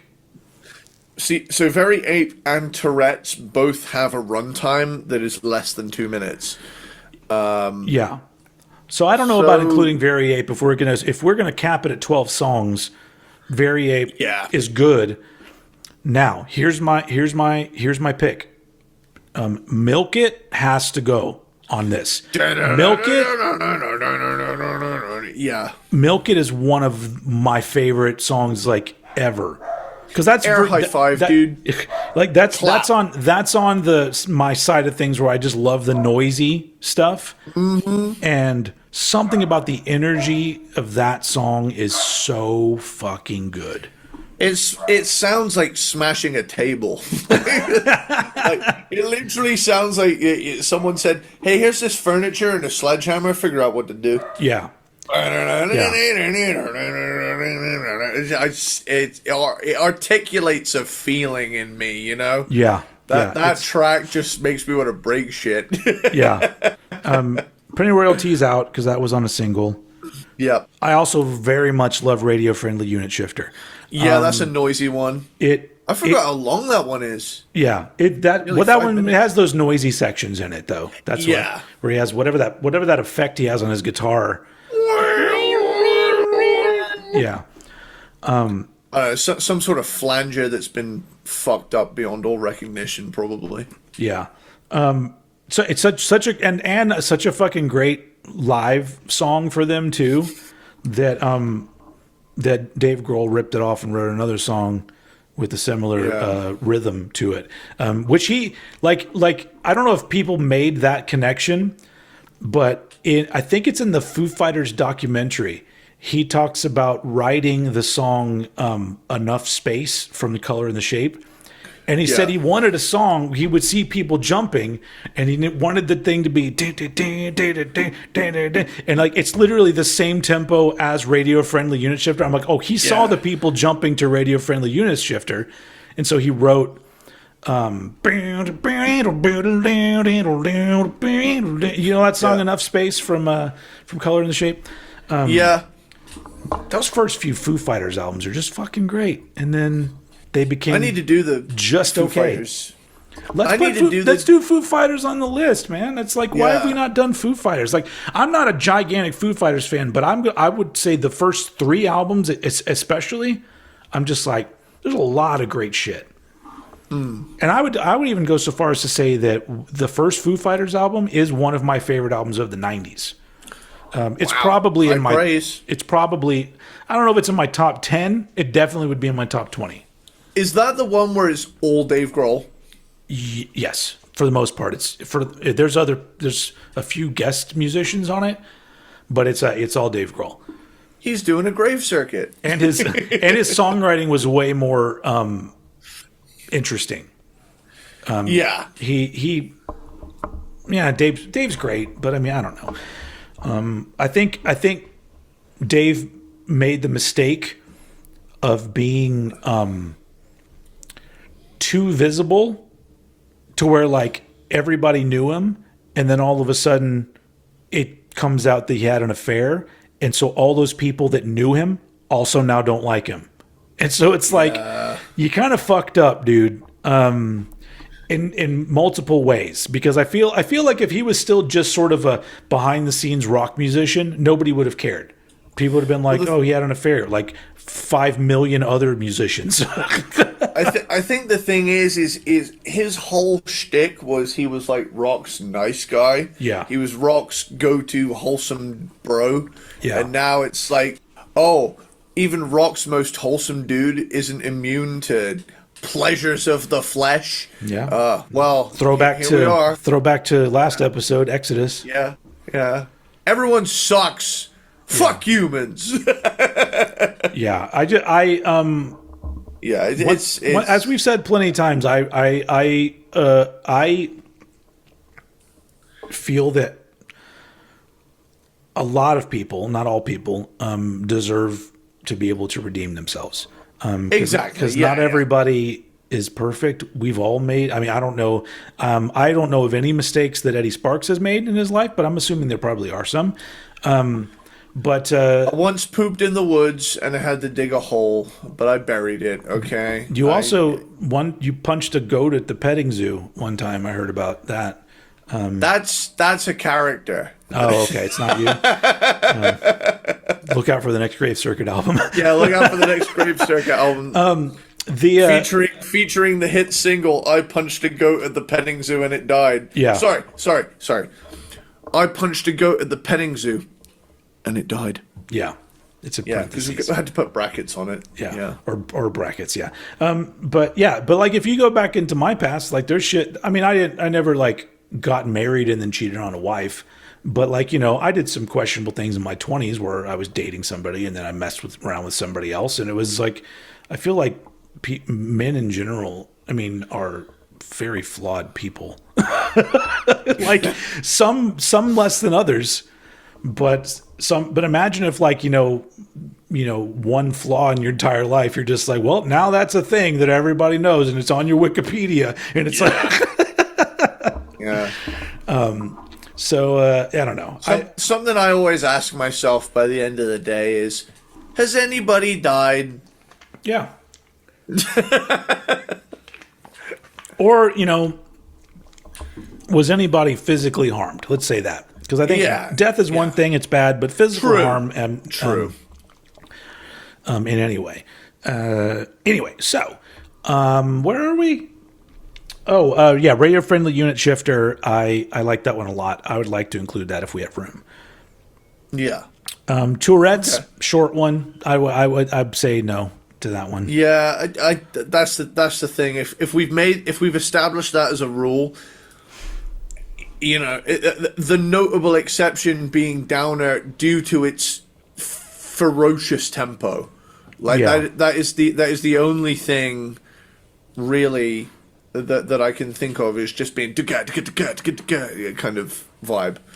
Yeah, and then unfortunately we're not including All Apologies, even though in my opinion it is one of the most beautiful songs ever written in the history of music. Dude. Absolutely, but it was technically a single, especially on the Unplugged. I love that release. Song. And then we've got 4. We've got 4 B-sides from this album. Yes, we've got. Well, technically we have. Yeah, technically we have 5, but I'm not going to include Marigold because that's a Dave Grohl composition. Mm-hmm. First, we have Gallons of Rubbing Alcohol Flow Through the Strip, which is kind of just a lot of noise. It's melodic in certain ways, but it doesn't really go anywhere. Do you know that one? Yeah, it's at the end of All Apologies on my version. Oh, okay. It's this album's version of Endless Nameless. Only taking just it to a little more mellow, I guess, but still kind of noisy. Moist Vagina, which literally has a chorus where it's just like marijuana. which I like. But I also like that at the end of it, he's like, "Ooh." He does like that thing. I can't even do it right now. He's like that for like a minute. And it's like double and triple tracked, and so it just keeps building up. And then you've got Sappy, which was on the No Alternative compilation, which I like. It's a nice Beatlesque Kurt Cobain composition. Yeah. But I don't love it. Okay. And then you've got I Hate Myself and I Want to Die, which I love that song so much. Yeah. How does that one go again? It's got... So that's the one that was on the Beavis and Butthead Experience. Yeah. Or is that what it was called? Beavis and Butthead Experience? And someday, what's that sound? Yeah, that's how it goes. I had to. I really like that song a lot. So I would like to put that in the running. Okay. I mean, that was going to be the title of In Utero before it was called In Utero. It was going to be called I Hate Myself and I Want to Die.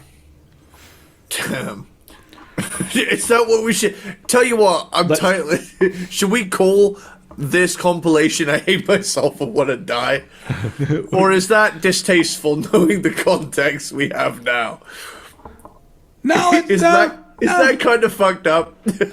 That's an album title they didn't use. So we'll put that on the back burner. Maybe we'll think about that. I feel like if they originally wanted to call it that, I feel like they might even appreciate it in a fucked up way.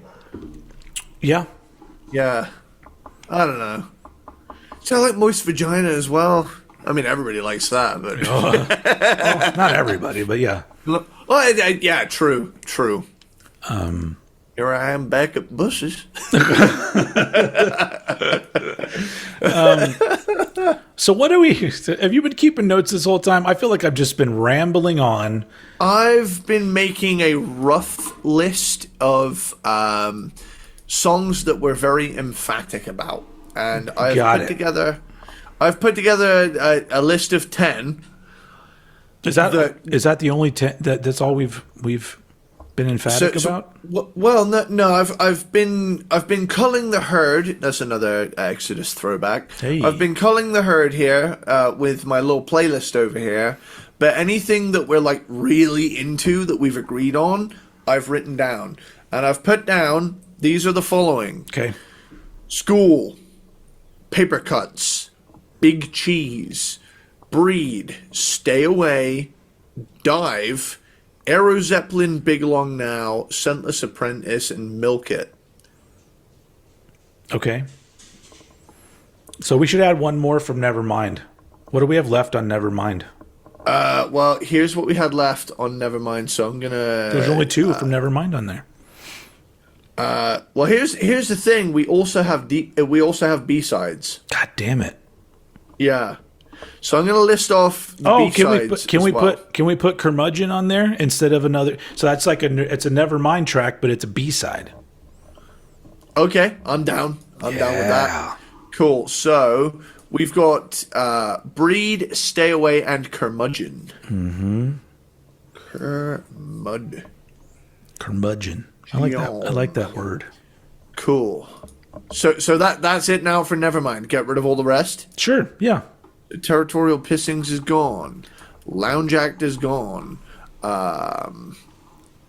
Endless Nameless is gone. Even in His Youth is gone.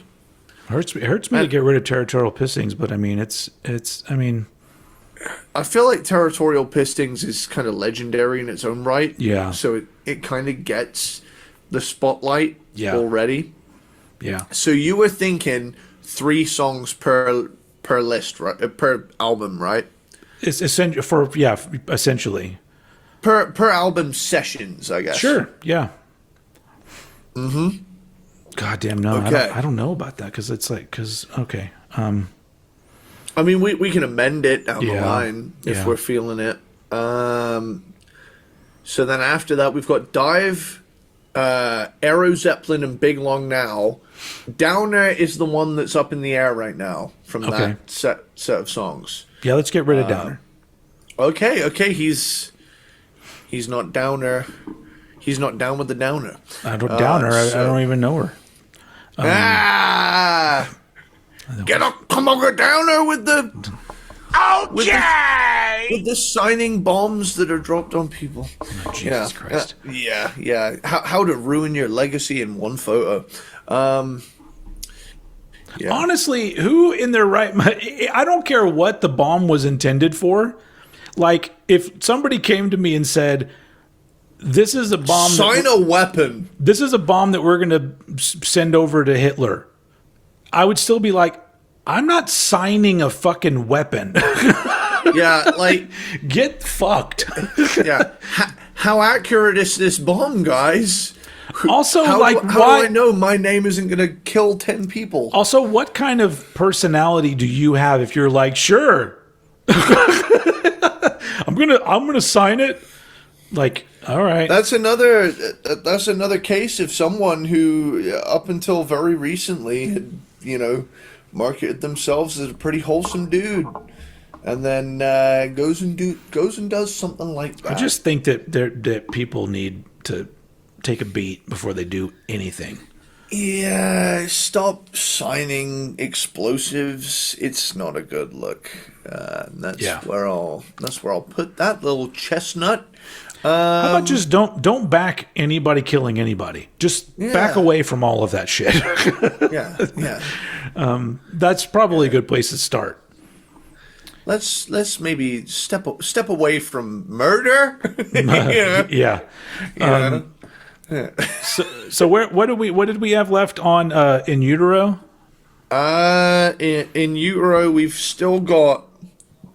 So you and I have both chosen Scentless Apprentice and Milk It, Yes. but there are 3 songs in the run-in for a spot. Oh shit. Serve the Servants, Francis Farmer, and Radio Friendly Unit Shifter.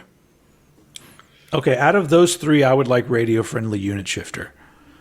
If I could choose one, what would you choose? My honest take, if I'm being true to myself, is that I want Francis Farmer to be a part of it. However, for reasons I've already given, I think it would be a much bigger song had they carried on longer. Well, so maybe we should include it because we feel it should have been a bigger song. But at the same time, man, we've removed stuff for the same reason. And I'm wondering if we should... I mean, we've got... it's hard. It's real hard. It's real hard over here in Eddie Sparxx land. Right. Well, I tell you what. Here's my argument for Francis Farmer. Okay. Scentless Apprentice and Milk It, 2 very metallic, angry-sounding songs. Yes. Francis Farmer has more in common with singy Nirvana. Mm-hmm. I think for the sake of... I mean, Radio Friendly Unit Shifter is noisy as fuck. Yeah. And Serve the Servants breaks the mold a lot right out of the gate. But I do think Francis Farmer... If we were going to pick a single from this, I think Francis Farmer would be the one. Okay. So... Here's the thing. Mm-hmm. Are you down with me putting the kibosh on Serve the Servants and Radio Friendly Unit Shifter? Yeah. So that Francis Farmer may have her revenge on Seattle. Yes. Serve the Servants is gone. But then I have a suggestion. If you're okay with this, go for it. We're gonna round this out to 12 tracks. Yeah. But then there's going to be a hidden track, and I would like that to be "I Hate Myself and I Want to Die." You're a fucking genius. You're a fucking genius, That's dude. the Hell hidden, yeah. It's a hidden track, so it's not technically 13. Yeah. It's just going to be 10 minutes after whatever we put as the last track. It's going to be language, dude. Yeah. There we go. To honor the fact that they were the first hidden track album I ever heard. There may have been one before them, but that was the first one I remember. I'm willing to make some stipulations based on stuff that you and I discuss. We're doing it. We're doing out the here. thing. We're doing it. Yep. We're doing the thing. Yeah. So Yeah! So we still need to narrow down Bleach. Okay. So that's the remaining album that we need to narrow down. So we've got 3 from Nevermind, 3 from Incesticide, and 3 from In Utero with a hidden track in I Hate Myself and Want to Die. So we're left with 9 Bleach songs. Jesus Christ. But we've already chosen 3 that we're pretty into. Oh, okay. Which ones were those? So those are School, Paper Cuts, and Big Cheese. All right. Are we 100% on School? Because I know we both chose Paper Cuts and Big Cheese as our ones we really want. School, I'm down with. Okay, well, let's keep School. That's the Cool. 3. Because other than that, we got Floyd the Barber, we got Sifting, which they're great songs. But yeah, I think that those 3 are good. Yeah. So we're getting rid of Negative Creep, Scoff, Swap Meet, Mr. Mustache, and Sifting. Yep. Damn. Feels harsh, but we got to do it. Yeah. So we are down to a runtime of 48 minutes and 35 seconds, which is a damn fine album runtime, if you ask me. Especially with it being a hidden track, technically. So let's have a look here. What have I forgotten to include in my little notes here? So we've got Sentless Apprentice, Frances Farmer will have her revenge on Seattle with a bonus track at the end. I hate myself and want to die. Okay, right. So now comes the challenge Oh, God. Yep. of us sequencing this motherfucker. So here we go. This is the tricky part. I mean, what do we open with? I mean, the only one of these that is an opener is Dive. Let's do that then. Let's open it with Dive. Okay? But is Dive the strongest opener here? Because I feel like you could really kick in the doors with Breed.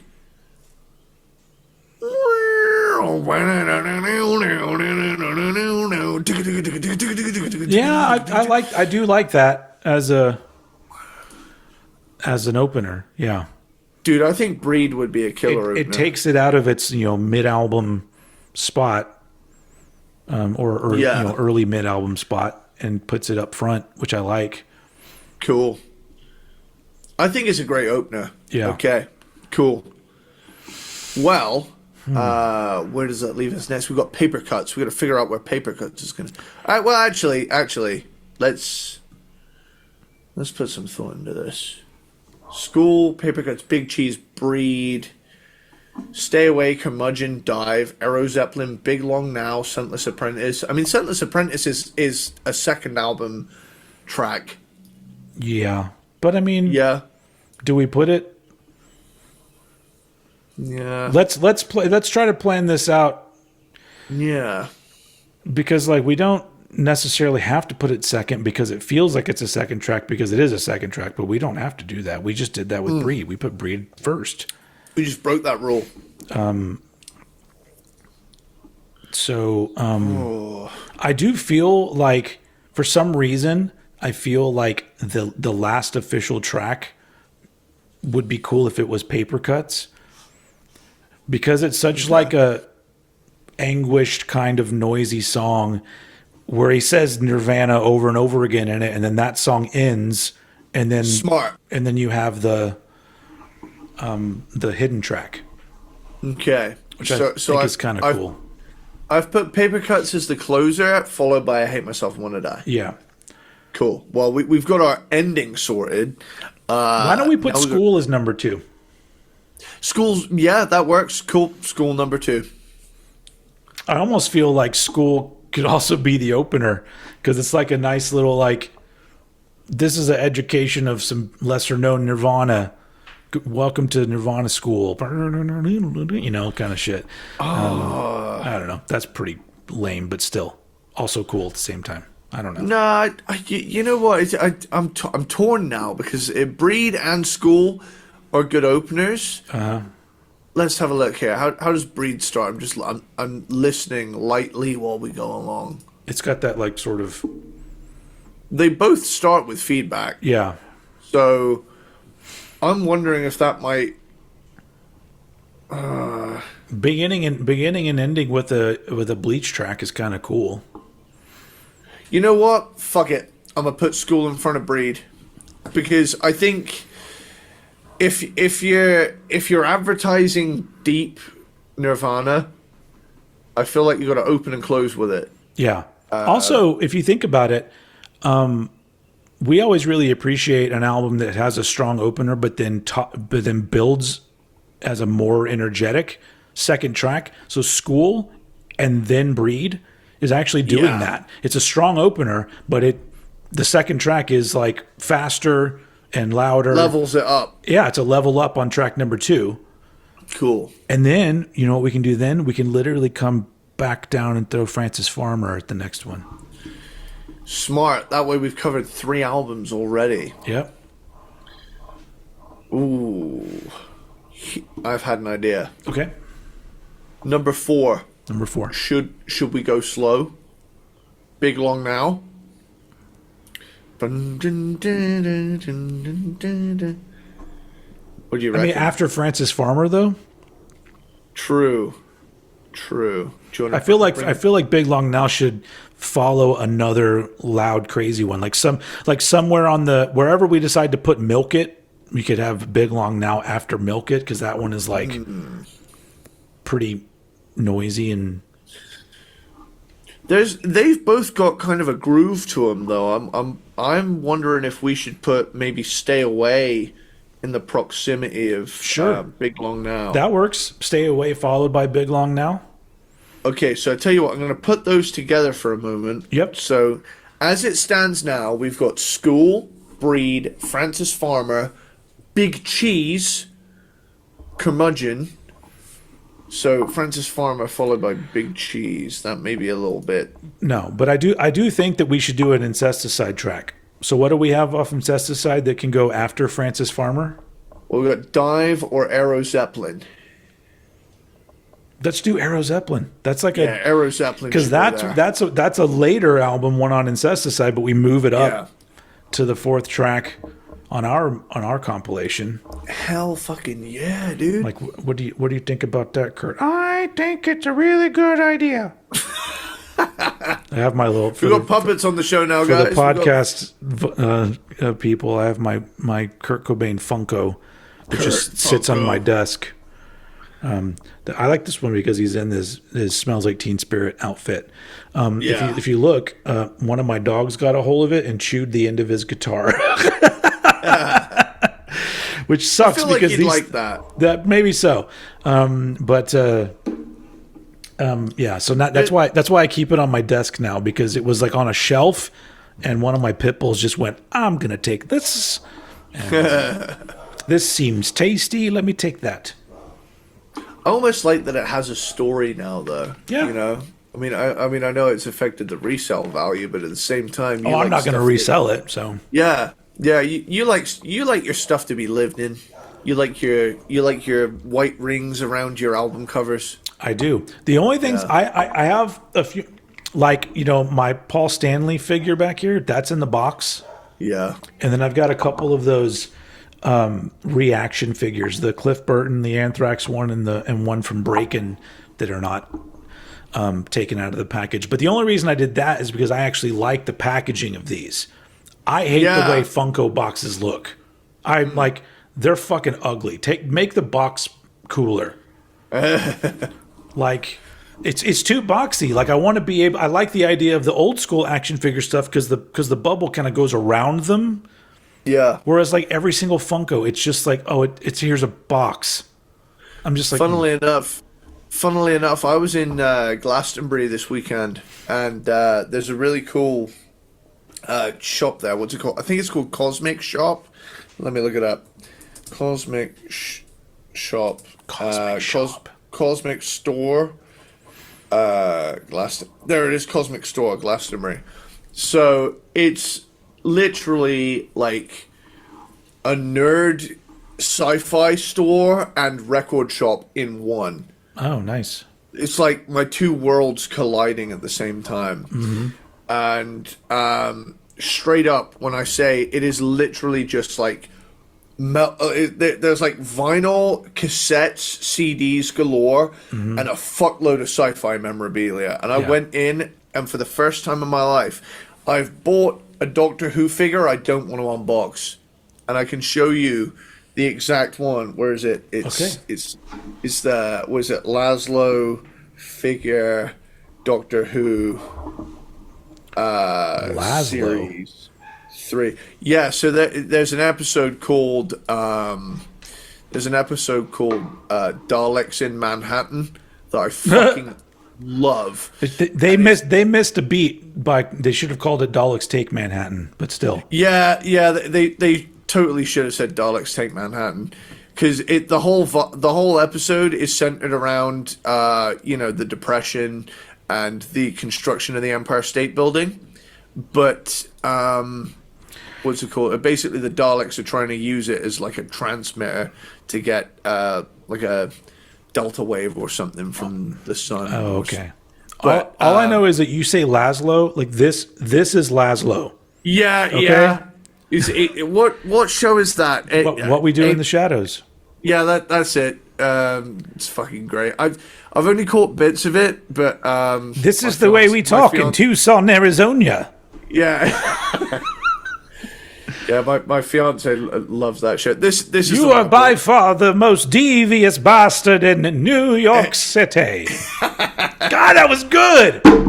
That was good. Good night, everybody. You can go fuck yourselves. Dude, I've just sent it to a messenger. Oh, okay, sorry.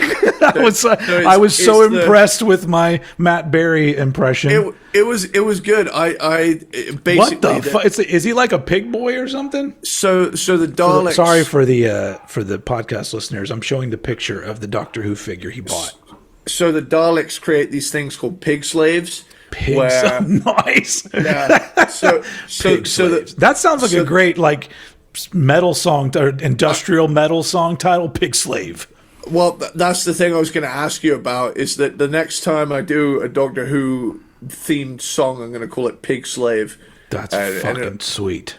But basically, they got around halfway through the transition with Laszlo, and he escaped. And he's like still a human in his head, even though he's like physically been transformed. But it's a fun episode, and it's one I'm particularly nostalgic for. So the moment I saw Laszlo still boxed, I thought, yeah. See, that's the thing as well, is that the way they packaged it, like the plastic around the figure is meant to be a TARDIS, and there's a part of me that just can't bring myself to open it, because I'm like, I mean, the packaging for things like that is cool. Yeah. So I just and now I'm wanting to look up like Laszlo quotes. Was it? I just love when it was like Mr. Diagoras is sending like the people down into the sewer to like fix something, when in actual fact they get ambushed by pig slaves. Oh, okay. Right? Yeah. And they get turned into pig slaves that the Daleks use to execute their fucking plan and like get more people involved to build these fucking laboratories and make hybrid Dalek humans and shit like that. Right? But the crazy thing about it, I just remember being like, there's a point where they're like interviewing people in the sewers, and they put their like plunger up to the face, scan it. It's like, low intelligence. This one will be a pig slave, and it's like, fucking hell yeah! Like I truly lived. I lived through a golden age of British TV growing up in the 2000s, watching Doctor Who. Man, nice. That was a fuck yeah. Well, I'm still just reeling from how great my Matt Berry impression was. I was convinced. He's my best friend. He's my pal. He's my homeboy. My rotten soldier. My sweet cheese. My good time boy. That's good shit. He has so many great. She speaks the bullshit. We need to be gay. Gay is in. Gay is hot. I want some gay. Gay it's going to be. All right, that's enough. I'm sorry.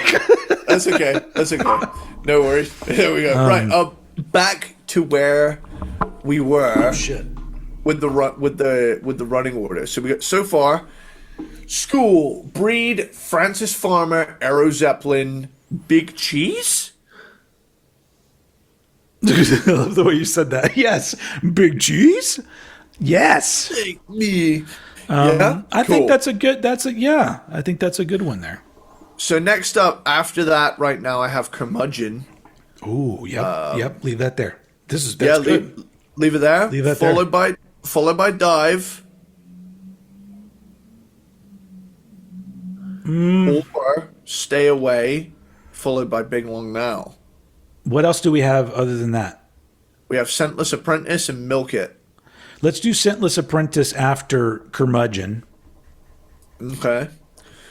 So Scentless Apprentice, Dive. Yep. Stay Away. Dive is good. Stay, yeah. Big Long Now. And then Milk It. And then Milk It, and then Paper Cuts, and then I Hate Myself and Wanna Die. I like that. So, to recap. School. Recap it. Breed. Francis Farmer. Aero Zeppelin. Big Cheese. Curmudgeon. Scentless Apprentice. Dive. Stay Away. Big Long Now. Milk It. Paper Cuts. And the hidden track, I Hate Myself and Wanna Die. I like that. That hits all the marks that I want to hit. I mean, it's somebody else could make their version of it that were there. They would include, maybe some of the more mellower tracks. We managed to include at least 3 of each sessions, and managed to include 2 deep cuts that weren't on Incesticide. I think I would call that mission success. Yeah. Yeah, that's badass. I think so. Everybody take notes. That's the one you should go listen to. I like that. That was like actually easier. Once you started naming songs, I'm like, yep, it's actually easy to order Nirvana songs. Because I'm just like, oh, yeah. Because it's easy. It's easy to rank the song. yeah. Still not. Easy. Sorry. I still have a bone to pick with Faith No More for covering that song and cutting out an entire verse. I'm just like, come on, dudes. That's that's another one of those things. If anybody comes to me and like, one of my favorite Faith No More things is Easy, I'm like, get the fuck out of my face. Like, it's not only is it a cover, but they didn't even like the song enough to do the second verse of the goddamn song. Bothers me. It bothers me. Fair. So To anyway. me, coming into Faith No More when I did, I prefer the more stripped back version from the Angel Dust re-release. Mm-hmm. But to me, it's part of the track list now, and it acts as a nice. If Midnight Cowboy is the end credits, then Easy is the after credits scene, where they're all just chilling. All right. They're smoking a bowl. Yeah. Smoke a bowl, everyone. The next time, I feel like that should be the indication. The next time we do this, it should be Faith No More. Yeah, dude. Non-single tracks. So obviously we'd be leaving off like, We Care a Lot, Epic, Falling to Pieces, Midlife Crisis. Dude, I'm so fucking down for that. I want to talk about Faith No More again. No, we'll do that. We'll put that on the list as the next when we do one of these. We did do Slashed and Mashed Chuck Mosley though. So we'll do Slashed and Mashed Mike Patton Faith No More, but we won't do any singles. Okay. Because we also did Grooved and Removed Faith No More. Remember that back when we were doing that? Slashed and Mashed. I almost feel like that was one. And Mashed Faith No More. What one was the one that we did live? Remember we did a live episode and it was a grooved and removed? Was it Metallica or was it Faith No More? I think it was Metallica. Oh, okay. Yeah. I have like zero interest in doing live stuff anymore. I don't know why. I think it's because my nerves get all crazy when we do live stuff. Yeah. And I'm just you're not getting the best show you could get out of me. Plus, we can edit out all the slurs. I'm kidding. We don't do that. We don't do that. Yeah. No. Not anymore. You. All right. Well, that was. I know I used to reserve this sound effect for rankings, but I think once we accomplish anything here, we should play. We should celebrate, and then we do it like this.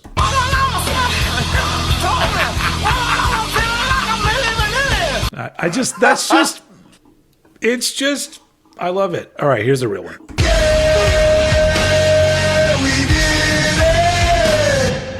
I love having that so fucking loud now.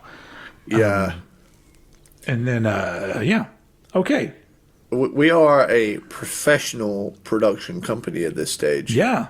No longer is Swiss Beats absolutely bit crushed to fuck. Yeah. It is the actual studio recording. Yeah. Which is cool. Yeah. If only we were professionally compensated for our time. That would be really good. Yeah. But you all know I'm not doing it for the money. But it would be nice. I get the number of people out there. The number of people out there that I see that like have millions of followers, like on TikTok or whatever, and that they're making a living from doing TikTok videos, and their videos are literally like, me and my fiance are going to pick up slacks. That's the kind of thing that like, if there's like, mass shooters, that's the kind of thing that would tick me over the edge. I'd be like, oh, you're getting paid of like, that's it. Macy's has to pay. Yeah. I'm just, that's not the answer to anything. That's not the answer to anything.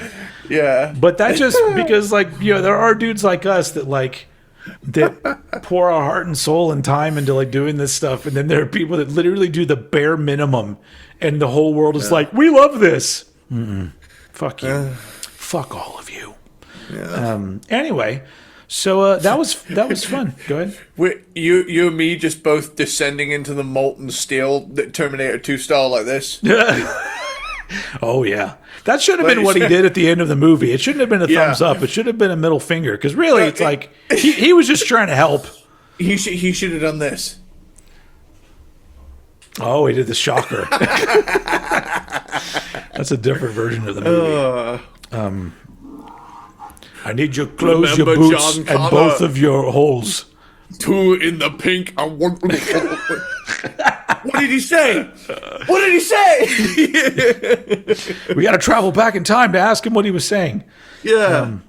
Anyway. He said 2 in the pink, 1 in Yep. Anyway, so that was fun. As usual, I always have fun. I have fun doing these, but I also just love talking about Nirvana because I love them so much. Never get tired of listening to any Nirvana song ever. We didn't even really have that much of a discussion of Unplugged. That we just left that behind. And you know what? I think that this is a refresher for people who circle jerk the Unplugged. We all know the Unplugged. We love the Unplugged. It's fantastic, yes. However, if we're talking about Nirvana in the studio, what does Nirvana sound like? Got 4 other albums here. I mean, barring Polly, that sound a lot different. I mean, there's a reason why the majority of that Unplugged is cover songs. Like it's like 3. Well, the CD version or whatever is like 3 Meat Puppet songs. Yeah.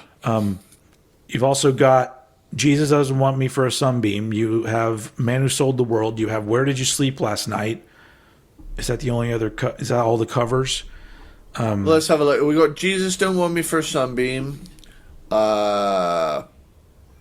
Plateau. No, Man Who Sold the World comes after Jesus Don't Want Me.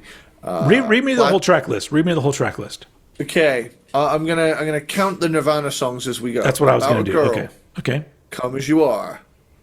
Jesus Don't Want Me for a Sunbeam. Man Who Sold the World. Penny Royalty. Dumb. Polly. On a Plane. Something in the Way. Plateau. Oh Me. Lake of Fire. All Apologies. Where Did You Sleep Last Night? So 8 of the 14 tracks are actual Nirvana songs. Nirvana songs. And that's because they have a whole lot of songs that would not translate well to acoustic because that's not the kind of band that they were.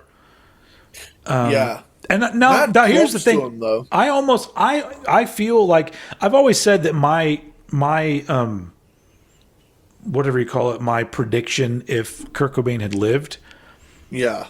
My first prediction is that Nirvana would have split up anyway, and he would have completely abandoned doing Nirvana. And I don't think he ever would have come back to it.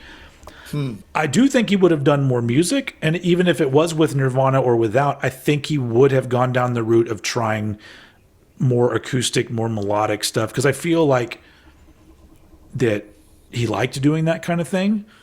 Yeah. So while Nirvana, to me is a loud rock band. Yeah. I feel like he had enough of that music in him that I feel like he would have done more acoustic stuff or more mellow anyway. I think as well, as the 90s progressed, I know a lot of people like to turn around and say, that grunge killed off macho rock. Oh, with the whole hair metal thing. It's like, that lasted all of 3 years. As soon as nu metal hit the scene, it was back. There were certain bands that leaned into it. It was even more macho. Yeah, even as fans of them, you and I can both take a look at Limp Bizkit and go, this probably wasn't the thing that Kurt would have participated in. No, I don't I can't. There are some bands that I love that I hear criticism of, and I just go, that's fair. I mean, it doesn't really change my mind about them, but you're not wrong. Yeah. Anyway, we'll never get to know, unfortunately, but I do, it would be interesting to find out, but also, I don't know. That's a weird thing to think about, because what would Kurt would be utterly pissed at the world at this point anyway. But I think that ship would have sailed a long time ago. Yeah. Yeah. Anyway. All right. Well, that was it. That was Slashed and Mashed. Oh wait, what are we naming? What are we naming the compilation? Were we gonna call it "I Hate Myself and Want to Die"? Sure. Let's call it that. I like that because it's the name of the compilation, but that song is not going to be listed on the track listing. It's an extra track. It's a hidden track, which is the name of the compilation. I like that. So I like it. Thank you for joining us for creating our Nirvana B-sides or Nirvana deep cuts compilation. I Hate Myself and I Want to Die. That will not be in the title of the video because I would like people to actually see this video. Yeah. I was gonna say if anything AI detection has already picked up on it. Yeah. Oops. Oh well. Anyway, we're not gonna censor ourselves for the sake of having a. Nah. Yeah. If people see it, people see it. If people want to see it, they'll probably see it a week from now and go, Probably should have checked on Wednesday. If you're one of those people, hi, thank you for being here, and thank you for being a peanut butter platypus, or an aluminium squirrel, or a Belvedere ball sitter, or a Christmas dog, or a what's that last one? Surapinus. You're all special in your own way. You're all beautiful snowflakes, and we love you. Individually, you're all amazing. Now storm the Capitol. If you live in some other country, just find the closest thing to that and storm it. Yeah. A Tesco. Yeah. Really, don't do that. Just show up and give everybody sandwiches or something. Yeah. Do something good. All right. Well, then that's it. Next week, we're coming back with a ranking. Am I correct? Yeah, we should be. From what I read, it's going to be an interesting one if we're following our schedule. It's gonna be very a very influential band. Yes, very influential. Why are we even? Just want to say who they are. It's a very influential band of the 90s variety. And you would say that when it comes to writing this style of music, they are deft ones. Yes, they are. They're deft ones. Yes, deft ones. Yeah. Very deft. They're deft ones. Yes. Say that 5 times fast. Anyway. Yes. So yeah, we'll be back with that. That'll be deft ones, deft ones, deft ones, deft ones, deft ones. I did it. You did it. Yeah. So that'll be an interesting conversation because I don't even know what we've never really talked about that band. So it'll be a really fascinating. We've mentioned them a few times, but this will be a great conversation. So join us next time for the next ranking on Cranked and Ranked. Thank you for being here for Slashed and Mashed. And as usual, I'm going to throw it over to Edward Sparxx to take us out. Later, dude. Later, dude. Later, dude. Bow, bow, come on, come on, come on, come on.